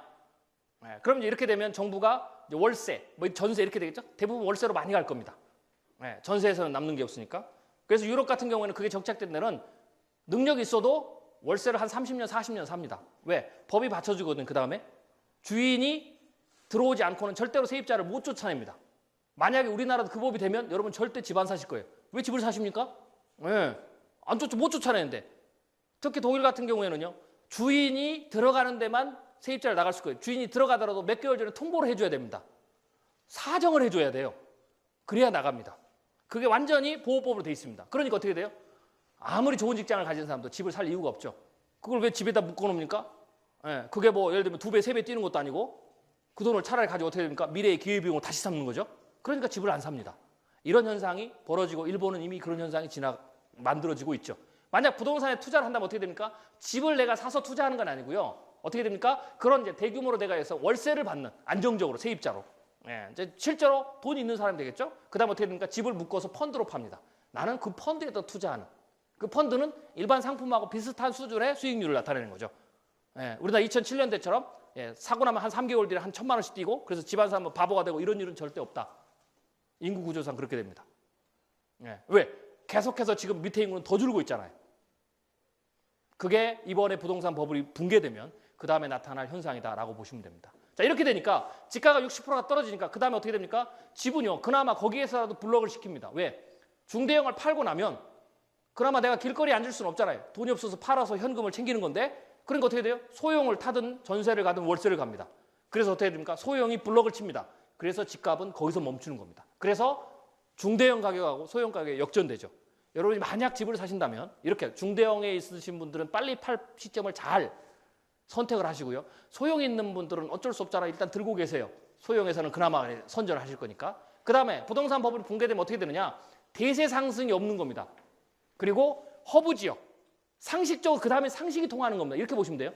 저거는 정말로 사람이 많고 학군이 좋아서 저거는 그나마 괜찮은 곳이 한 대는 덜 떨어지고 내가 봐도 저기는 야 이건 집값이 말이 아니다 한 데는 여러분의 상식 수준대로 내려가고 이렇게 보시면 됩니다. 그게 향후에 벌어질 10년간의 일이다 이렇게 보시면 됩니다. 그래서 소형의 블록이 생겨요. 그러면 건설 시장 어떻게 되느냐? 대규모 단지는 못 만듭니다. 물론 대규모 건설도 합니다. 일본의 사례. 그때는 어떻게 되느냐? 철저하게 처음부터 기획을 합니다. 묻지마 건설이 없습니다. 묻지마 투자, 묻지마 건설 뭐 이게 아닙니다. 묻지마 건설은 뭡니까? 일단은 큰 땅 괜찮다고 한 땅 집어넣고 거기다 지으면 대규모 지으면 무조건 팔리는 거. 이게 끝났다는 얘기입니다. 네. 그러면 대규모 건설한다. 고층 빌딩을 짓는다. 그럼 어떻게 돼? 철저하게 기획을 합니다. 여기는 어떤 테마를 하고 사람 어떻게 입주시키고 수익률 어떻게 되고 이게 철저하게 된 데만 됩니다. 건설 시장이 그렇게 바뀌어요. 그리고 나머지 시장은 어떻게 되냐? 자, 서울시가 그거 풀었죠? 그것도 시그널입니다. 예, 주택공사가 LH공사가 400조의 빚을 가지고 있죠. 이미 100조가 넘는 빚을 가지고 있는데 400조의 빚의 가능성을 가지고 있습니다. 이걸 어떻게 터느냐가 빚을 더 넣느냐 뭐 이런 거죠. 적게 넣느냐 더 많이 넣느냐 뭐 이런 수준인데요. 예, SH공사도 마찬가지입니다.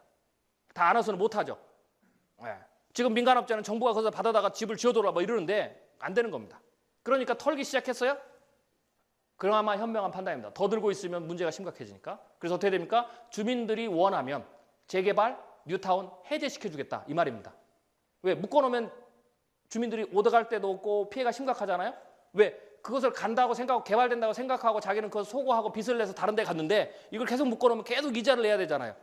예, 뭐 저쪽에 파주 저쪽 지역은요 한 동네에서 뭐 빚이 주민들이 나가면서 이렇게 얻은 돈이 1조가 넘습니다. 심각합니다. 그러니까 풀어줘야 됩니다. 그럼 어떻게 되느냐? 그 다음부터는 자기가 짓든지 아니면 몇 명이 모여서 이거를 뭐 투자 목적으로 하지 말고 그냥 집이 이렇게 우리나라는 집은 너무 잘 지어놨잖아요. 제가 오늘 굉장히 정치적인 발언을 많이 하는데 예, 요새는 무서운 시대입니다. 좀 많이 좀 커트 좀 해주세요. 예. 예, 함부로 말을 못해요. 예. 집을 워낙 잘 지어놨잖아요. 그래서 집의 수명이 20-30년밖에 못 갑니다. 예. 한 100년을 가야 버티고 사는데 그러니까 어떻게 돼요? 20-30년 지나면 재개발을 해야 되는데 안 되니까 자기가 수리를 해야 됩니다. 자기가 수리를 하든지 자기가 새로 짓든지 그러니까 수익을 위한 게 아니고 그럼 어떻게 됩니까? 짓는 사람보다는 리모델링 시장이 커집니다. 그리고 전기자동차로 넘어가고 그다음에 탄소에 대한 어떤 문제 때문에 화석연료가 줄어들면 어떻게 되느냐? 전기자동차 시장 굉장히 빨리 옵니다. 전기자동차 시장이 빨리 오면 그 다음에는 무인자동차 시대가 빨리 옵니다. 뭐 여담이지만 여러분 무인자동차가 지금 상용화가 되는 게 얼마나 걸릴 것 같습니까? 참고로 여러분이 미래에 대해 예측하고 있는 것보다 지금 시간이 굉장히 속도가 빠르기 때문에 두세 배 가감해서 얘기하시면 두세 배 크게 보시면 됩니다. 무인자동차는요 이미 구글이 개발을 완료했습니다. 유튜브 가서 보세요. 시내 주행을 다 마쳤습니다. 그전에 나와 있는 무인자동차는 카메라 달고 컴퓨터 달고 센서 달고 해서 사막을 횡단했죠. 그러다가 뭐 몇 대는 그냥 해서 그냥 받고 뭐 이래. 그래서 겨우겨우 했는데요. 구글이 이번에 개발한 것은요. 전기자동차로 가면 IT 회사가 가장 잘 만듭니다. 그래서 우리나라 같은 경우는 전기자동차로 가면 삼성이 현대를 앞질 수도 있습니다. IT 기반입니다. 전부 컴퓨터에 바퀴 달려서 돌아간다고 보시면 됩니다. 전부 IT 장치입니다. 휘발유 엔진이 없어지고 전부 모터니까. 삼성이 현대를 추격할 수 있는 저로위기에 오는 거죠. 실제로 미국에서도 가장 잘 만든 전기자동차는 실리콘밸리에서 나왔습니다. 그리고 실제로 구글도 전기자동차 만드는 구글은 거기다가 무인자동차를 만들었어요. 레이저에다가 GPS 그다음에 구글이 가지고 있는 위치 정보 시스템 전부 다 얹어가지고요. 구글은 시내 주행을 했습니다. 수십만 킬로를 이미 했고요. 그 중에서도 뭐 한 10만 킬로 정도, 10만 마일 정도는 뭘 했냐면 제가 정확한 수치는 모르겠어요. 운전자가 안 타고 그냥 했습니다. 전체는 운전자 타고 운전을 안 한 거고요. 가만히 손을 띈 거고요. 그 중에서 일부는 상당한 마일은 아예 운전자도 안 탔습니다. 그리고 수술하고요. 사람이 오면 다 쓰고요. 그랬어요. 그래서 이걸 된 다음에 어떻게 했느냐. 지금 미국의 어떤 특정한 일부 주에 가서 이것을 도로를 달리게 해달라고 지금 물밑 작업을 하고 있습니다. 데이터를 가지고. 훨씬 무인 자동차가 안전하다는 거예요. 실제로 그렇잖아요. 이거 마시고 대리운전 하는 거나 아니면 이거 마시고 가는 거나 혹은 눈이 침침해서 막 하는 거나 핸드폰하고 문자하고 하는 것보다 훨씬 더 안전하다라는 자기네 데이터를 다 만들었어요. 주행을 하면서. 그래서 그것을 하고 있습니다. 생각보다 무인 자동차는 빨리 될 거라고 보시면 됩니다. 이게 미래의 변화의 속도입니다. 무슨 얘기하다 여기까지 왔습니까? 아, 주택. 네. 주택 시장에서 참 시간이 막 가네요. 10분밖에 안 남았네요. 네. 주택 시장이 이제 이렇게 되면 정부가 이렇게 받치면서 이제 문제들이 생긴다는 거죠. 탄소 얘기, 탄소 배출 때문에 이런 전기 자동차, 휘발유차 이렇게 되면 이제 그 어떤 문제가 생기냐면 사람들이 전기 자동차에 많이 올라가겠죠. 자, 그럼 이제 무슨 문제가 생기느냐? 세금의 문제가 생깁니다. 우리 국민들이 휘발유차를 아주 잘 타주고 에너지 생각을 안 하고 과소비를 많이 해줘야 정부는 세금이 많이 거칩니다. 정부의 주 수입원 중에 하나가 지금 날아갔죠? 부동산. 지방정부가 그래서 힘든 겁니다. 취득세 이런 거래가 안 되니까 거기서 나오는 막대한 세금 수입이 끊기니까 지금 휘청거리고 있어요. 중앙정부도 마찬가지고 또 하나의 큰 수입원이 휘발유에서 세입니다. 세금. 근데 만약 이게 전기자동차 다 넘어가 보세요. 물론 전기에도 세금이 붙죠. 한 반절 휘발유처럼 50% 붙여보세요. 그럼 어떻게 될까요? 이거는 꽂아봐야 한 달에 10,000원 쓰니까 5,000원 걷는 겁니다. 5,000원. 그러니까 어떻게 돼요? 세수가 급격히 줄죠. 그럼 그걸 뭘로 보충해야 되겠어요? 여러분의 세금 더 내라고 하겠어요? 물론 여러분의 세금이 높아지는 거죠. 셀러리맨 세금에. 보충해야 되니까. 그걸로 안 되죠. 그래서 새로운 수익원을 만들어야 돼요. 세수. 그게 다행히도 전 세계적으로 대안으로 떠오른 게 탄소세입니다. 탄소를 배출하는 만큼 세금을 낸다. 2020년에 미국에서 하원에 통과했는데 청정법인데 2020년이 되면 지금 상원 통과를 남기고 있는데요. 미국에 수출하는 모든 제품에 2020년이 되면 탄소 1톤 배출당 60에서 70불의 부가세를 묻습니다. 이게 미국에서 하원을 통과했어요. 2020년이 되면 그게 발효가 됩니다. 상원을 확정이 되면 새로운 수입입니다. 오일머니, 지금 탄소머니라고 합니다. 그럼 그것을 전기차로 넘어가고 세수익이 줄면 아마 전 세계가 컨센서스를 이루어가지고 그걸 만들 겁니다. 그러면 탄소를 가장 많이 배출하는 게 뭐냐? 자동차. 자동차는 전기자동차가 다 넘어가게 되는 거죠. 그 다음에 또 하나가 집입니다. 현재 우리들의 집의 구조는 전부 다 탄소세를 많이 냅니다. 그러면 그게 세금이 붙겠죠. 그러니까 개인도 어떻게 됩니까? 에너지 절감을 하고 탄소세를 줄이는 다양한 장치하니까 거기서 리모델링이 열립니다. 그래서 주택시장은 그렇게 간다라고 보시면 되겠습니다. 자, 그런데 이러한 부분들이 이제 우리가 가는 거죠. 저희가 보기에는요, 이번 정부는 주택을 떠받칠 수가 있는 여력이 있고요. 가장 위험한 것은 차기 정부입니다. 차기 정부가 모든 것을 다 떠안아야 됩니다. 이번 정부는 거시적 정책을 계속 유지할 거고요. 그 다음에 돈을 계속 투자해서 지표를 끌어올리고 그 다음에 부동산 버블 붕괴를 딜레이를 시킬 거고요. 그 능력이 아직은 있으니까. 그 다음에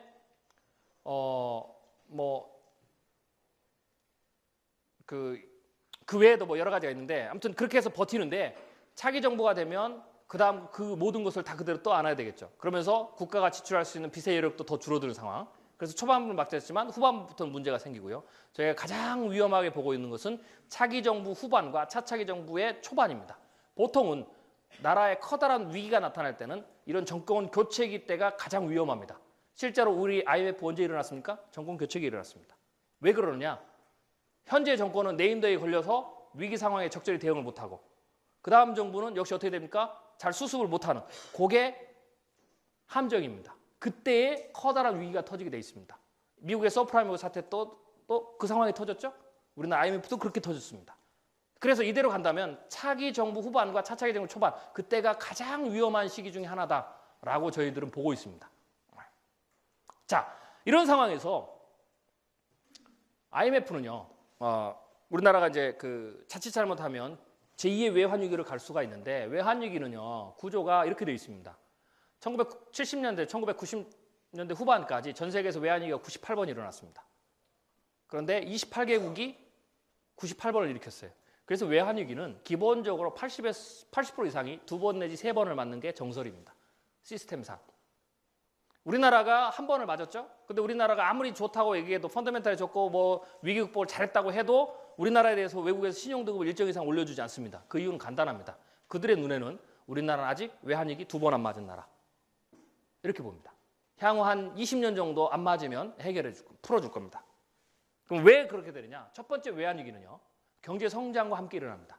초기에 경제 성장이 일어날 때는 우리가 돈이 없잖아요. 우리나라도 마찬가지죠. 그래서 외국에서 기업이나 은행이나 외국에서 차관을 빌려옵니다. 빚을 빌려오는 거죠. 그럼 그 빚을 마중물처럼 투여해서 경제 성장을 시킵니다.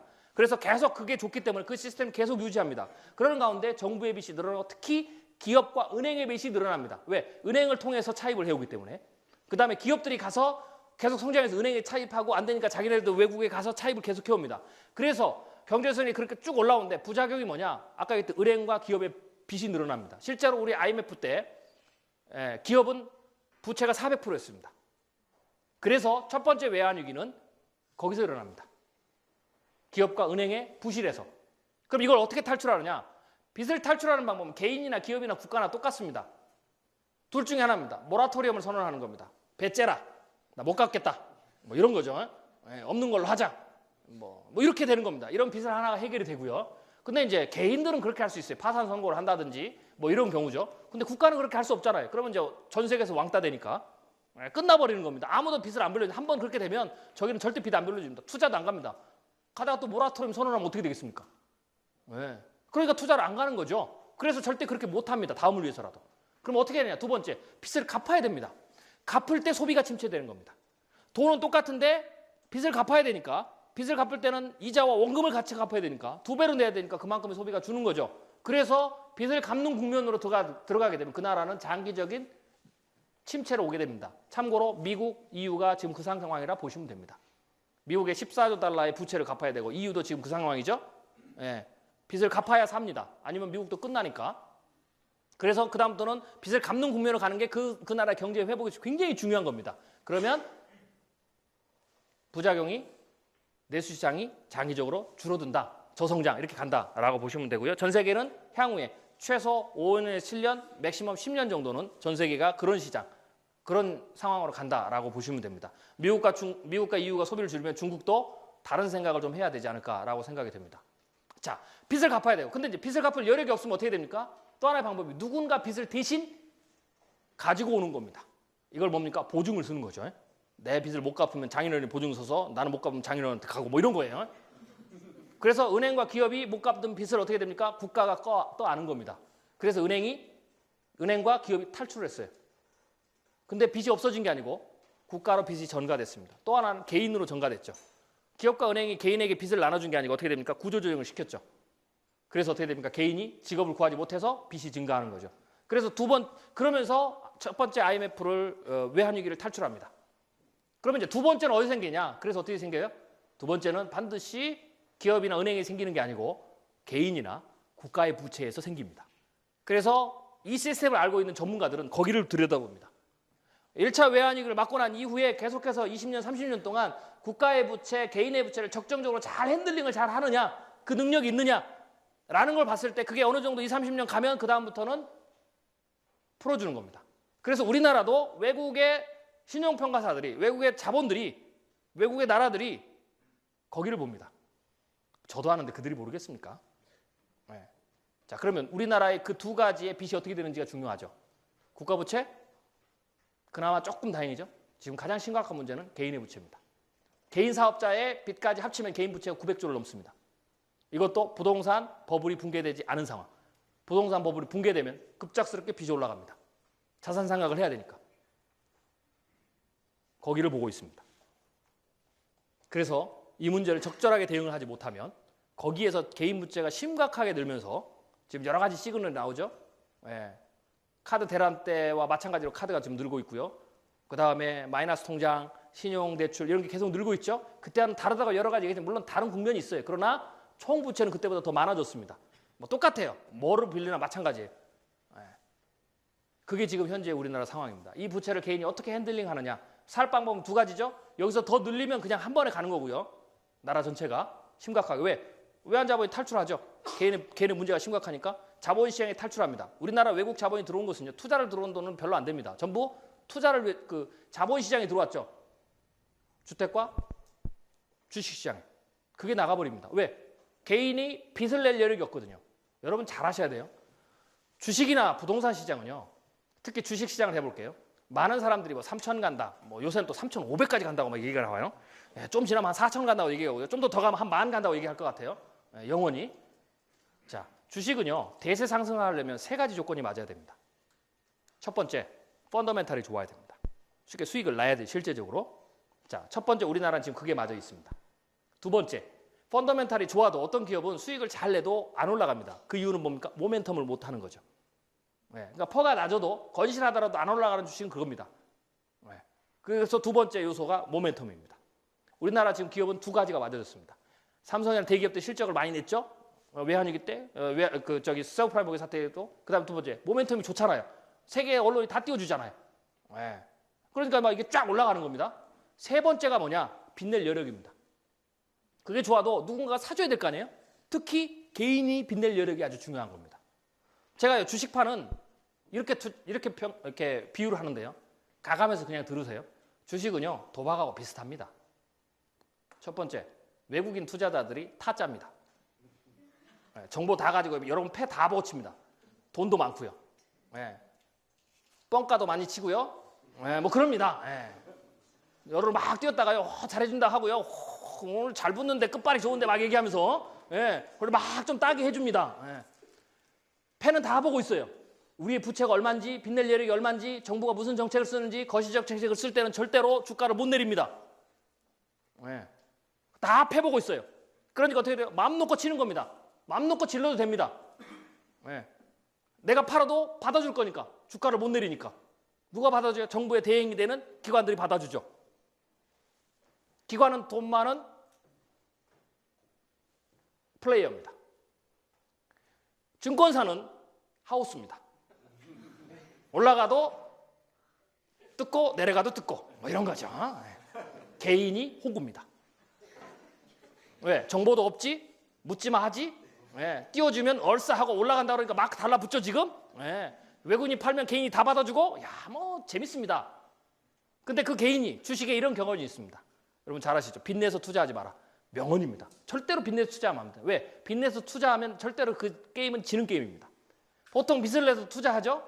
예, 카드 빚을 내든지 마이너스 통장을 내든지 옆에서 빌려오든지 가부를 하든지 냅니다. 그나마 거기까지만 해도 다행입니다. 예, 결정적으로 그렇게 안 합니다. 일단 호황이 뛰기 시작하면 눈이 막 하룻밤 사이에 막 이게 막 상한가 치고 올라가고 막 이게 돈이 막 보이잖아요. 그러면 그 다음에 단계에서 이걸 절제를 해야 되는데요. 묻지마 투자는 절제를 못 합니다. 절제를 못하게 뻥을 치죠. 옆에서 바람 불어 넣습니다. 야, 더 들어가야 된다. 근데 더 빌릴 돈 없잖아요. 그래서 새로 만드는 장치가 오니까, 예, 가서 안에서 레버리지를 칩니다. 예, 내 이걸 가지고 증거금을 해서 10배를. 자, 거기에 걸려들면 이제 끝난 겁니다. 왜? 그렇게 돼서 쫙 올라가잖아요. 그럼 어떻게 됩니까? 주가가 하락하면 주식은요, 주가가 폭락을 하잖아요. 한 반토막 놔둬요. 그냥 끝까지 들고 있으면 됩니다. 언제까지? 회복될 때까지. 10년이든 20년이든. 뭐 그런 거예요. 간단하거든요. 근데 문제는 왜 그렇게 못하느냐? 못하게 만들죠. 레버리지를 써놨으니까 일정 부분 주가가 하락하면 어떻게 됩니까? 나는 들고 싶은데 반대 매매를 쳐버립니다. 그러니까 어떻게 돼요? 못 들고 있죠. 눈앞에서. 요거 이번 서프라임 사태도 됐습니까? 폭락했지만 끝까지 들고 있었으면 다 회복되고 지금 2천 가잖아요. 수익률 간다는데. 근데 왜 못 봅니까? 레버리지를 다 써놔서 반대 매매를 하니까 내 주식이 하나도 없잖아요. 들고 있을 주식이. 이래서 가는 겁니다. 이래서 빚내지 말라고 하는 겁니다. 근데요, 빚을 내죠. 그리고 외국인 투자자나 이런 데는 그 빚을, 여러분의 그 부를 가져가죠. 자산시장은 금융전쟁입니다. 사업이에요. 누군가의 돈을 가져와야 되죠. 누군가의 이 제품 시장에서 누군가의 시장을, 어떤 기업의 시장을 뺏어오듯이 금융시장은요, 누군가의 부를 뺏어와야 됩니다. 누군가가 이뤄줘야 내가 돈을 벌죠. 그 타겟이 개인이라는 겁니다. 그러면 어떻게 되겠습니까? 개인들이 돈이 다 탕진이 되고 빚낼 여력이 없으면 여러분 같으면 그 시장에 들어갑니까? 안 들어갑니까? 그 판에. 호구가 돈을 다 잃었는데. 그럼 이제 뭐 일시적 꽁지해주고 뭐 이러는 거죠. 다 계속 더 빌려주고 그래도 다 끝났어요. 그러면 그 판에 안 있죠. 왜? 먹을 게 없는데. 왜? 시장에 판은 널려 있잖아요. 우리나라만 자산시장입니까? 중국도 있고 다 있는데 왜 외국인 할머니들이 여기 들어와서 여러분들이 빚낼 여력이 생길 때까지 가만히 기다리고 우리 주식을 끝까지 사주고 이렇게 안 합니다. 그래서요, 일본이 자산시장에서 붕괴가 돼서 개인이 빚낼 여력이 완전히 사라졌어요. 그래서 보통은 자산시장 붕괴가 오면 기술버블 붕괴가 오면 실물경제가 3, 4년 갑니다. 침체가. 그리고 부동산 시장이 붕괴가 되면 10년을 갑니다. 그 이유는 뭘까요? 부동산 시장에서 부동산이 가격이 크잖아요. 그러니까 자산이 상각되면 100만 원, 200만 원 상각이 안 됩니다. 1억, 2억 막 이렇게 되죠. 그러니까 어떻게 돼요? 가격은 하락됐는데 나의 빚은 그대로 있죠. 그다음부터는 빚을 갚아야 되죠. 이게 계속 상승이 돼야 내가 그것을 다시 잠보받아서 이자 갖고 맞고 쓰고 이러는데 이게 끝나니까 내려가니까 이제 그때부터 어떻게 돼요? 빼냈을 거는 없고 갚을 것만 있고 자산 가격이 하락되면 어떻게 됩니까? 다시 재평가를 해서 원금을 일부를 회수하든지 아니면 이자를 높이잖아요. 그러니까 계속 문제가 생긴 겁니다. 그냥 그때부터는 적극적으로 빚을 갚는 국면으로 들어갑니다. 한 1억을 갚아보세요. 여러분 1억 갚는데 얼마 걸리겠습니까? 셀러리맨이 1억 갚는데 몇 년 걸릴 것 같아요? 10년? 1억 모으는데 한 10년? 많이 잘해봐야 5년, 뭐 이렇게 10년 되겠죠? 자, 그 다음에 빚을 일단 갚았죠. 그럼 또다시 자산시장에 여러분 들어가려면 어떻게 됩니까? 다시 빚낼 여력을 만들어야 되겠죠. 그 두 가지의 시간이 10년 걸리는 겁니다. 그래서 부동산 버블이 붕괴되면 장기 10년 동안 침체가 되는 겁니다. 그러니까 외국의 자본이 그걸 알기 때문에 절대 그 시장이 안 오죠. 왜? 빚낼 여력이 없는데 다. 뭐 기관하고 서로 둘이 하겠어요? 자기네들 올라가고 자기네들 내리면 아무 소용도 없는데? 그래서 안 올라가는 겁니다. 그래서 일본이 니케이 주가가 부동산 버블 붕괴 들어갈 때 4만 포인트에서 75%, 10,000 포인트를 하락하고 지금까지 10,000 포인트입니다. 이제 이유를 아시겠어요? 왜 다른 때는 내려가서 4만 포인트 올라가지 왜 계속 13년 동안 10,000 포인트냐? 빚낼 여력이 없잖아요. 그러니까 나라도 안 들어가요. 할머니가 왜 들어가겠어요? 왜? 일본 대신해서 한국 들어왔죠? 그 다음에 중국 가죠? 다 있는데 그게 돌아가면서 돈을 벌어야 되는데 왜 일본 시장에 돈을 묻어놓습니까? 그래서 못 일어나는 겁니다. 자, 이제 일본이 개인들이 조금씩 빚낼 여력이 생겼어요. 그래서 일부에서 뭐라고 나옵니까? 드디어 일본 주식시장이 할만하다. 뭐 이렇게 된 겁니다. 그게 그런 의미입니다. 네. 한 지난 10년, 13년 동안 일본의 개인들이 다 빚 갚고 뭐 이렇게 해서 이제는 다시 빚낼 여력이 생겨서 다시 한번 내가 빚 갚는데 혼났어. 나 이제 돈 좀 마련했는데 자 이제 다시 한번 쳐볼까? 뭐 이렇게 되는 거죠. 이게 자산시장입니다. 그러니까 여러분들 부동산 우리나라 버블이 내부적으로 붕괴가 되면 외부적인 충격이 오면 서프라임 사태나 이런 데는요. 내려갔다가 한 6개월이면 올라갑니다. 그때 하고 우리 자산시장이 붕괴되면 주가도 떨어지겠죠. 그때 다시 일어날 거라고 생각하면 오산입니다. 그때는 판단을 잘 하셔야 됩니다. 네. 저는 그러한 부분들이 분명히 지금 우리 앞에 있는데 초침이 가고 있는데 여기서 3,000 간다, 3,500 간다 마법사들만 가득 있는 것 같아요. 어떻게 3,000을 가는지 잘 모르겠어요. 판단을 잘 하셔야 됩니다. 이게 우리나라의 현재 모습입니다. 일어날 가능성은 70에서 80%. 100%는 아니에요. 제가 이 시나리오를 우리가 발표한 이유는요. 이제 잘 됐다, 한국 시장이 망했다, 고소하다 이게 아닙니다. 한국 시장이 그렇게 되면 우리 연구소도 힘들어요. 먹고 살 게 없잖아요. 예. 교육해야 되는데 교육 안 하잖아요. 서프라임 먹고 살 때 가장 먼저 교육시장 다 타격받잖아요. 그러니까 우리도 안 돼요. 우리가 이 시나리오를 발표하는 이유는 하나입니다. 어떤 분들이 물어봅니다. 최 소장님 미래를 예측하는데 만약에 틀리면 어떻게 됩니까? 창피하지 않습니까? 그런 질문들을 많이 받아요. 첫 번째, 저는 예언을 하지 않습니다. 맞추려고 하는 게 아닙니다. 2020년에 제가 발표한 이 시나리오 그대로 다 됐다. 저는요. 하나는 어떻게 10년 전에 최윤식 박사 대단하다. 역시 탁월한 미래학자. 이건 들을 수 있습니다. 어떻게 이렇게 좀 다 맞췄을까? 2020년 부의 전쟁이 인 아시아, 2030년 부의 미래 지도, 10년 전쟁 다시 베스트셀러가 될 것 같아요. 그 책을 다시 읽어보자. 뭐 이런 것처럼. 그건 없는데요. 저는 슬픕니다. 미래학자가 미래의 가능성들에 대해서 이건 가능성이죠. 상당히 높은 가능성이 미리 얘기하는 것은 처음에 들으면 불안하죠. 공포감이죠. 그래서 제 별명이 닥터 둠으로 부르는 사람이 있어요. 왜 최 박사는 그런 얘기만 하느냐? 이런 강의 여러분 오늘 들어왔잖아요. 힘들게 직장생활 오늘 왔는데 여기 와서 막 우리 한국 잘 된다, 으쌰 잘 된다 뭐 이런 얘기를 좀 듣고 가면 얼마나 힘이 되겠어요? 예. 그래서 제가 오늘 그 얘기를 하지 않습니다. 왜? 그런 얘기는 다른 사람들 많이 들으셨잖아요. 저까지 그런 얘기 들으면 어떻게 하시겠습니까? 자, 미래에 대한 태도가 중요한 겁니다. 긍정의 힘 필요하죠. 왜 그렇게 부정적으로 보느냐라고 얘기하는데 첫 번째, 제 이야기는 부정적인 이야기가 아닙니다.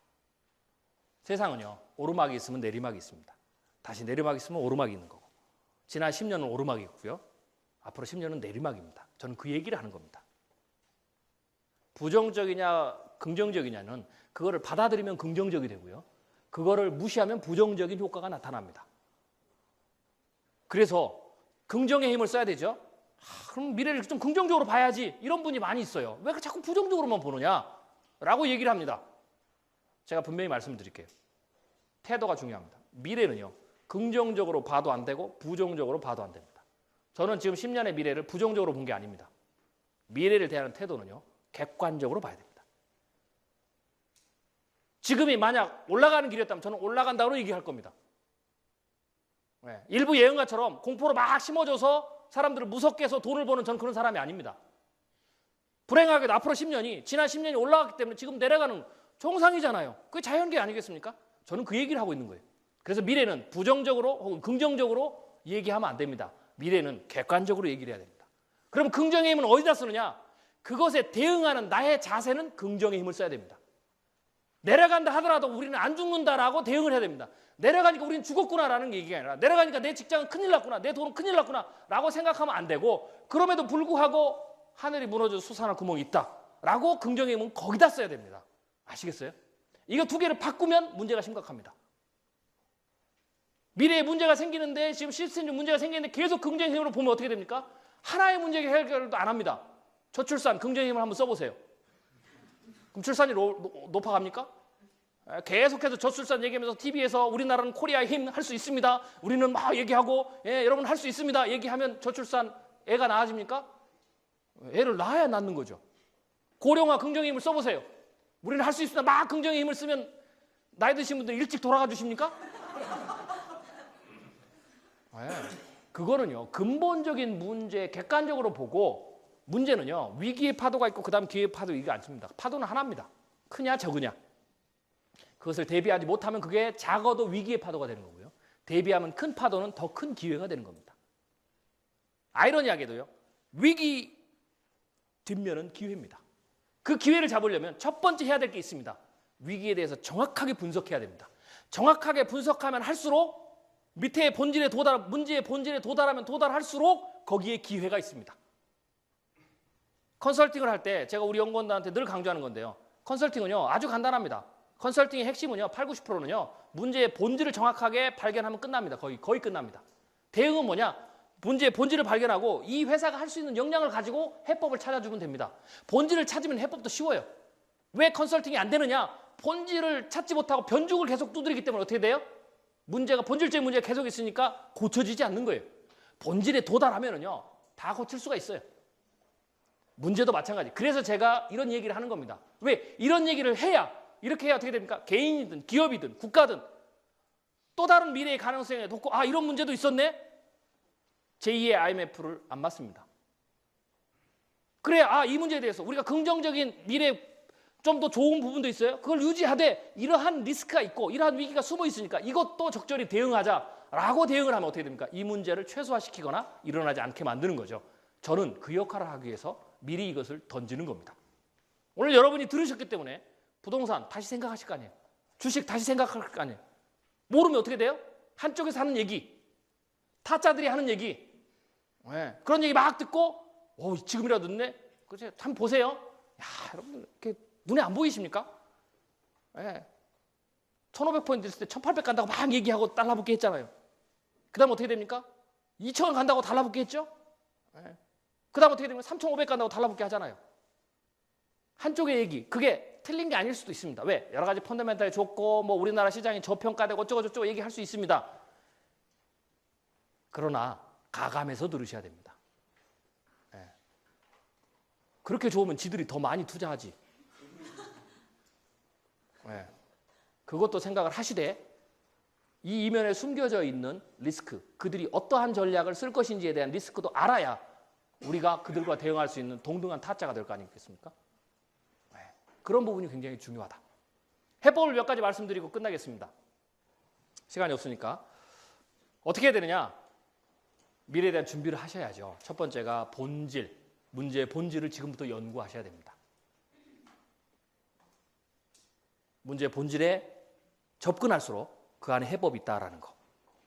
왜 우리가 문제를 해결하지 못합니까? 문제를 무시하거나 문제를 가벼이 여기거나 문제에 대해서 어선풀이 알기 때문에 그렇습니다. 혹은 그런 일은 절대 안 일어난다라고 자꾸 완강하게 거부하기 때문에 그렇습니다.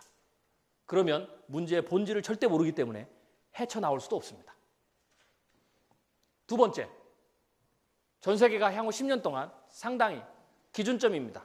물론 전 세계 경제는 예전보다는 계속 성장을 합니다. 근데 이게 기준점이 중요해요. 언제든지 비교는. 지난 여러분의 기준점인 경제가 회복된다 그러면 여러분은 어떤 시절을 생각하고 있어요? 2007년 이전을 생각하고 계실까요? 그 이전에 나의 매출, 그 이전에 우리 회사의 매출, 그 이전에 우리 가게의 매출, 그 이전에 내 연봉의 상승 곡선. 그 시작은 향후 10년 동안 안 옵니다. 바닥을 안 치고 서서히 성장을 하지만 그래서 저성장이에요. 마이너스가 아닙니다. 그러니까 기준점을 잘 봐야 됩니다. 조금만 버티면 2007년 이전으로 돌아가서 그런 호황기가 다시 올 거라고 생각을 하고 전략을 짜면 심각한 낭패를 본다라는 것. 그 다음에 우리나라는 내부적으로 아까 얘기했던 그런 위기가 있습니다. 이거는 시간의 차이만 있어요. 미룰 수는 있어도 언젠가는 터집니다. 그리고 미룰 수 있는 여력이 점점점 줄어들고 있습니다. 생각보다 빠른 시기에 올 수도 있죠. 이런 때는 어떻게 됩니까? 이미 내 앞에 있는 위기죠. 그럼 어떻게 해야 되겠습니까? 보험 전략 써야죠. 차를 사면 보험을 듭니다. 그게 보험 전략입니다. 왜? 차를 사면 왜 보험을 듭니까? 여러분 친구분한테 이렇게 회사 생활 하시면서 5,000원짜리 밥 하나 사주면 다음 날에 밥을 얻어먹은 친구가 5,000원짜리 사줘야 됩니다. 안 그러면 어떻게 됩니까? 열받죠. 마음이 좋은 사람은 한 2번 참아줍니다. 그럼 내가 2번 사면 넌 한 번은 사야지. 조금 더 좋은 사람은 야, 내가 한 3번 사면 넌 한 번은 사야지. 이렇게 얘기합니다. 근데 안 사면 어떻게 열받잖아요. 우리가 그렇습니다. 그 5,000원짜리 밥 하나 째째한 거 가지고도 그 열받는 겁니다. 근데요, 여러분들은 평생 보험료를 얼마 내십니까? 밥을 수천 그릇 사실 만큼 내시잖아요. 그런데 어떻게 됩니까? 그거 다 돌려받아야 될 거 아니에요. 예. 근데 하나도 돌려받지 못해도 해피하죠. 희한한 거예요. 5,000원짜리 밥 하나 사주고 안 사주면 열받는데 1년에 몇십만 원, 100만 원 더 내는 돈을 돌려받지 못하면 그것을 다 내가 못하면 소멸성으로 가도 우리는 해피합니다. 그게 보험입니다. 왜? 자동차를 사는 순간 무슨 위기가 있어요? 사고의 위험이 있잖아요. 사람을 다치게 한다든지 혹은 내 차가 부서진다든지 내가 상해를 받는다든지 혹은 팔대 과실을 하게 되면 형사 처벌을 받을 수가 있죠. 이런 위험이 산재합니다. 내가 아무리 베스트 드라이버라도 있는 거죠. 그 리스크를 해지하기 위해서 되니까 이건 분명히 있는 리스크입니다. 언제 올지도 모르죠. 대부분 다 한두 번씩은 사고 나셨잖아요. 그러니까 이게 언제 올지 모르는 반드시 있는 거죠. 그래서 보험을 쓰는 겁니다. 언제 올지는 몰라도 그게 내일 올지 혹은 10년 후에 올지 한 20년 후에 올지 아니면 운전대를 나는 더 이상 운전을 안 해라고 하기 전날에 올지 모르는 거예요. 그렇기 때문에 그래서 산전을 하기 때문에 우리는 보험 전략을 씁니다. 그래서 돈이 나가더라도 그 리스크가 발생했을 때 모든 것을 해지할 수 있는, 그래서 안 일어나면 더 해피한 거고 일어나도 리스크 해지라는 이게 보험 전략이죠. 이건 어떨 때? 이미 객관적으로 상존을 하고 있는 시간의 차이가 있지만 반드시 오는 위기는 그렇게 사람이 대응을 하는 겁니다. 피할 수 없으니까. 지금의 위기는 그런 위기입니다. 자산 버블의 위기는 더 딜레이는 할 수 있지만 영원히 10년, 20년 딜레이 시킬 수는 없습니다. 그러면 거기에 대해서 어떻게 됐습니까? 지혜로운 사람은 보험 전략을 써야죠. 보험 전략은 어떻게 됩니까? 빚을 줄이고 자산을 리모델링하고 일어날 수 있는 그 부분에 대해서 충격을 대비를 하고 가는 겁니다. 그리고 소비도 줄여야 되겠죠. 왜? 부동산 버블 붕괴가 계속 임박하면 그 다음에 어떻게 됩니까? 금리가 올라갑니다. 버티기 위해서 나오는 전략입니다. 그러면 여러분들이 대출받았던 금리가 계속 올라가죠.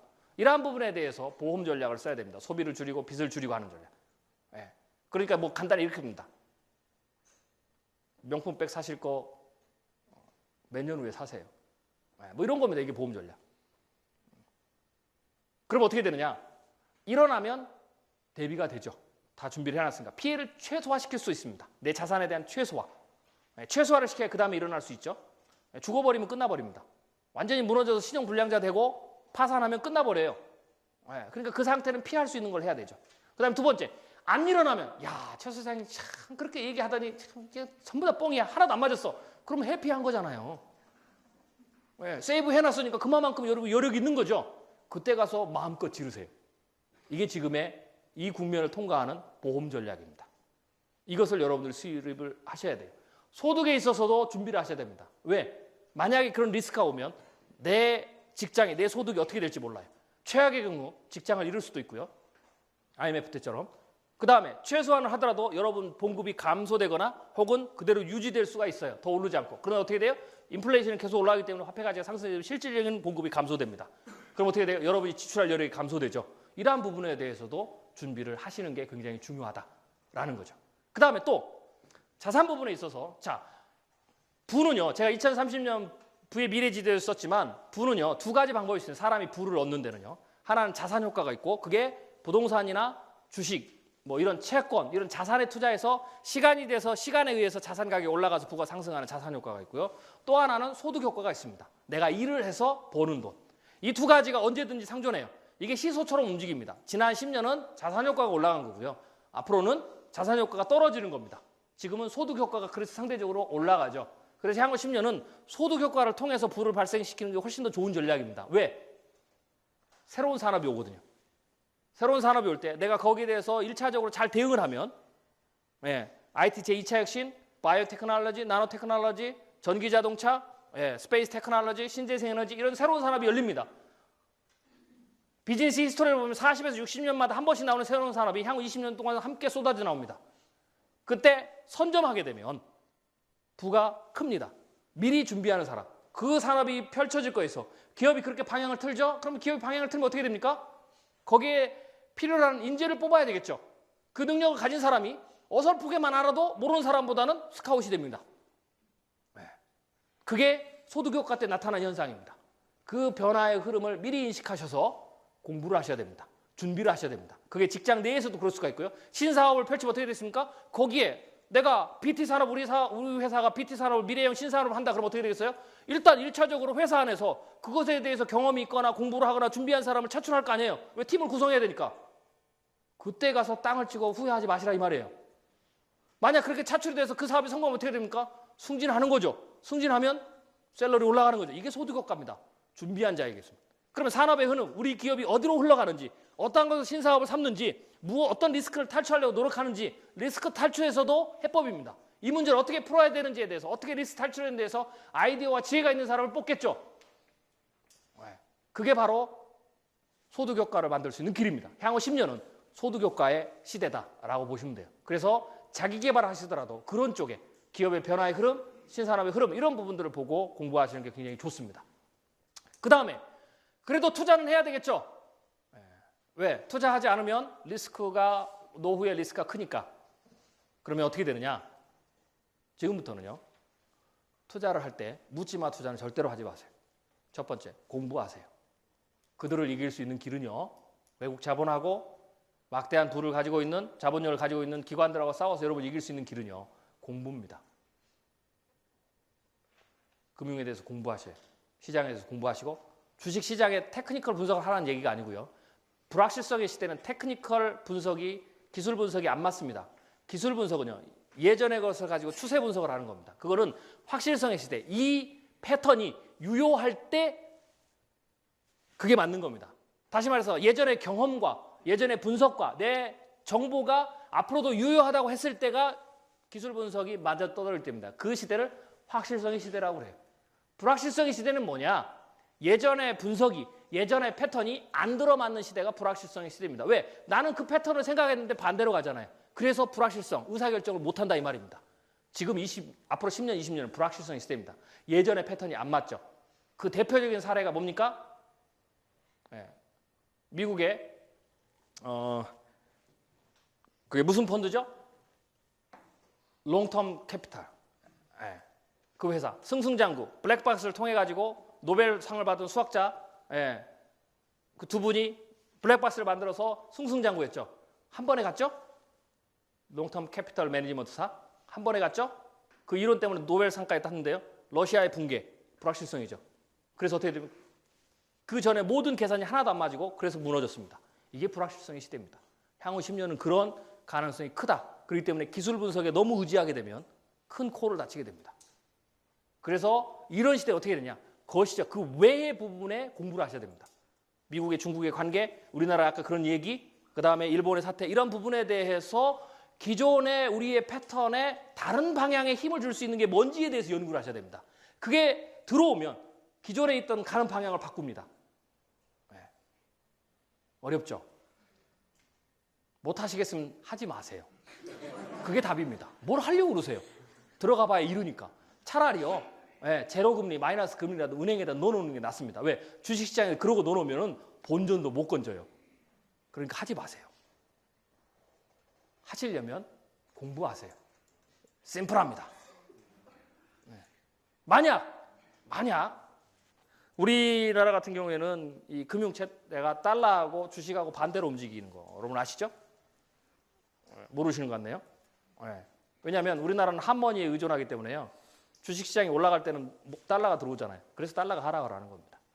네. 주식시장이 들어올 때는 경제의 펀더멘탈이 좋고 우리나라는 기업이 수출 지향이죠. 그러니까 수출이 잘 되는 게 달러가 많이 들어오는 거죠. 그 두 가지 요소에서 그거 보고 들어오는데 그렇기 때문에 달러 가격이 하락합니다. 그래서 주식이 올라갈 때는 달러 가격이 밑으로 내려와 있어요. 그럼 주식이 내려가면 어떻게 되겠습니까? 달러 가격이 올라가죠. 왜? 거꾸로 도니까. 네. 우리나라 경제의 펀더멘탈이 약간 수출이 약화되니까 어떻게 돼요? 달러가 부족하죠? 네. 나가는 달러보다 들어오는 달러가 더 적죠? 그 다음 어떻게 되면 그렇게 되니까 외국 기업들이 펀더멘털 약화로 모멘텀 만들니까 그들이 다시 나가죠. 그러니까 어떻게 돼요? 주식이 떨어지는 겁니다. 그러면서 달러 가격이 올라가죠. 이 두 개가 반대로 움직여요. 그래서 권하는 것은요. 주식이 올라갔을 때 적정 시기에 팔고요. 달러를 사세요. 네. 그 다음에 달러를 사서 기다리다가 주식 가격이 내려가면 외국인 투자 날라가죠? 나가죠? 그러면 달러 가격이 오릅니다. 전 국민이 그렇게 옮겨야 되는데 왜 그러냐면 그렇게 올라가면 그 다음에 무슨 문제가 생기느냐. 은행과 기업의 문제가 생깁니다. 달러 가격이 오르니까 어떻게 돼요? 단기 상환을 하는데 달러가 모자라죠? 그 다음에 이자가 높아지죠. 국내에 달러가 없으면 어떻게 됩니까? 외국에서 다시 높은 금리, 그 다음에 더 불리한 조건을 가지고 달러를 가져와야 됩니다. 기업이나 은행이. 그거를 외국에서 안 가져오고 국민이 가지고 있으면 어떻게 돼요? 달러 시장을 풀게 되면 기업과 은행이 리스크를 줄입니다. 애국하는 길이에요. 네. 그리고 어떻게 됩니까? 빨리 팔고 주식을 들어가세요. 밑에 있으니까. 그거 팔고 주식시장에 딱 들어가 있으면 외국인이 들어오면 어떻게 됩니까? 지들이 이제 올려주면 우리는 올라가면 되는 거죠. 요게 반대입니다. 네.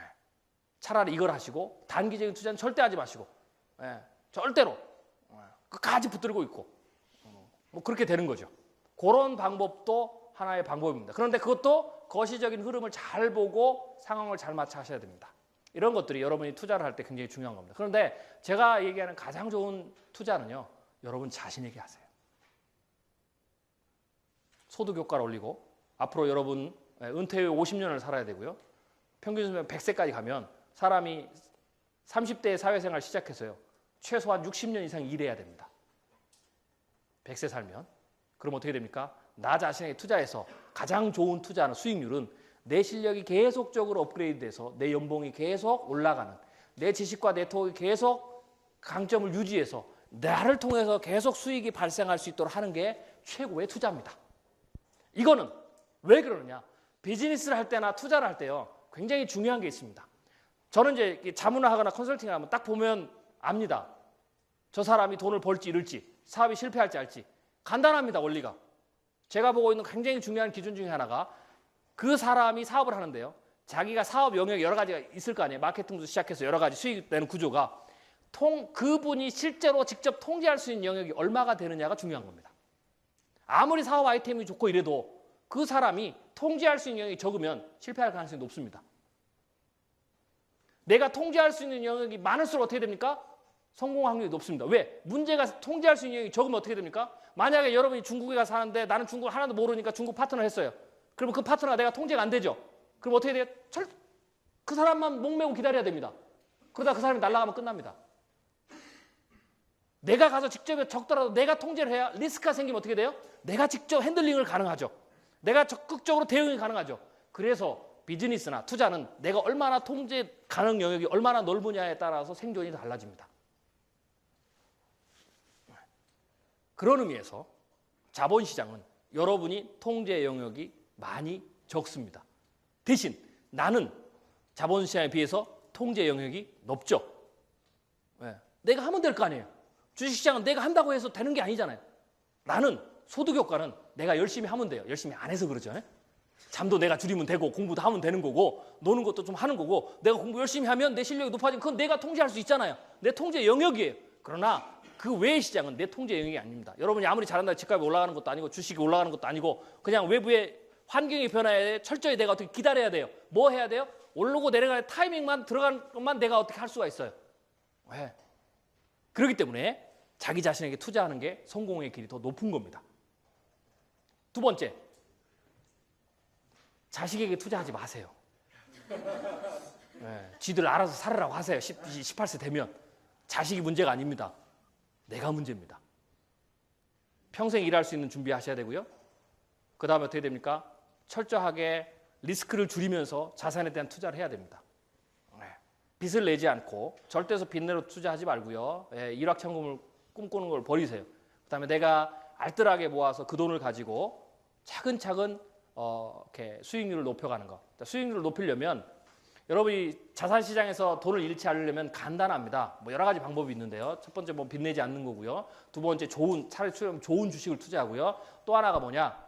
욕심을 버리세요. 수익률을 높게 잡은 만큼 리스크는 크다 이렇게 보시면 돼요. 왜 사람들이 주식을 못 파는지 아세요? 요 A라는 주식이 30만 원짜리인데 한 33만 원 정도 그러니까 33만 원 10%죠. 10% 수익률만 보면 그쯤 되면 팔면 돼요. 근데 욕심을 부려요.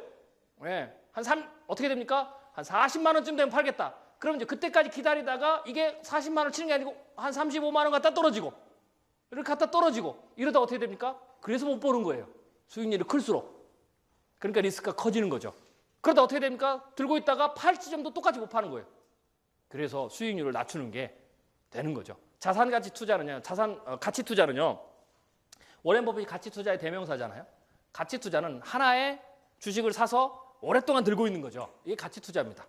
뭐 워렌 버핏이 코카콜라라든지 뭐 그런 투자를 그 주식을 투자하죠. 워렌 버핏은요. 빚내지 않고 그다음 어떻게 됩니까? 굉장히 좋은 주식만 하고요. 그 중에 하나가 독점을 가지는 겁니다. 좋은 주식, 시장의 경쟁력이 계속 유지될 수 있는. 그리고는 그걸 오래 들고 있죠. 자, 이게 가치 투자인데요. 세 번째가 중요합니다. 오래 들고 있는데요.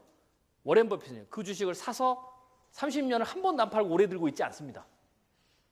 자기가 가지고 있는 수익률이 있어요. 코카콜라에서. 그게 올라가면 그걸 넘어가면 팝니다.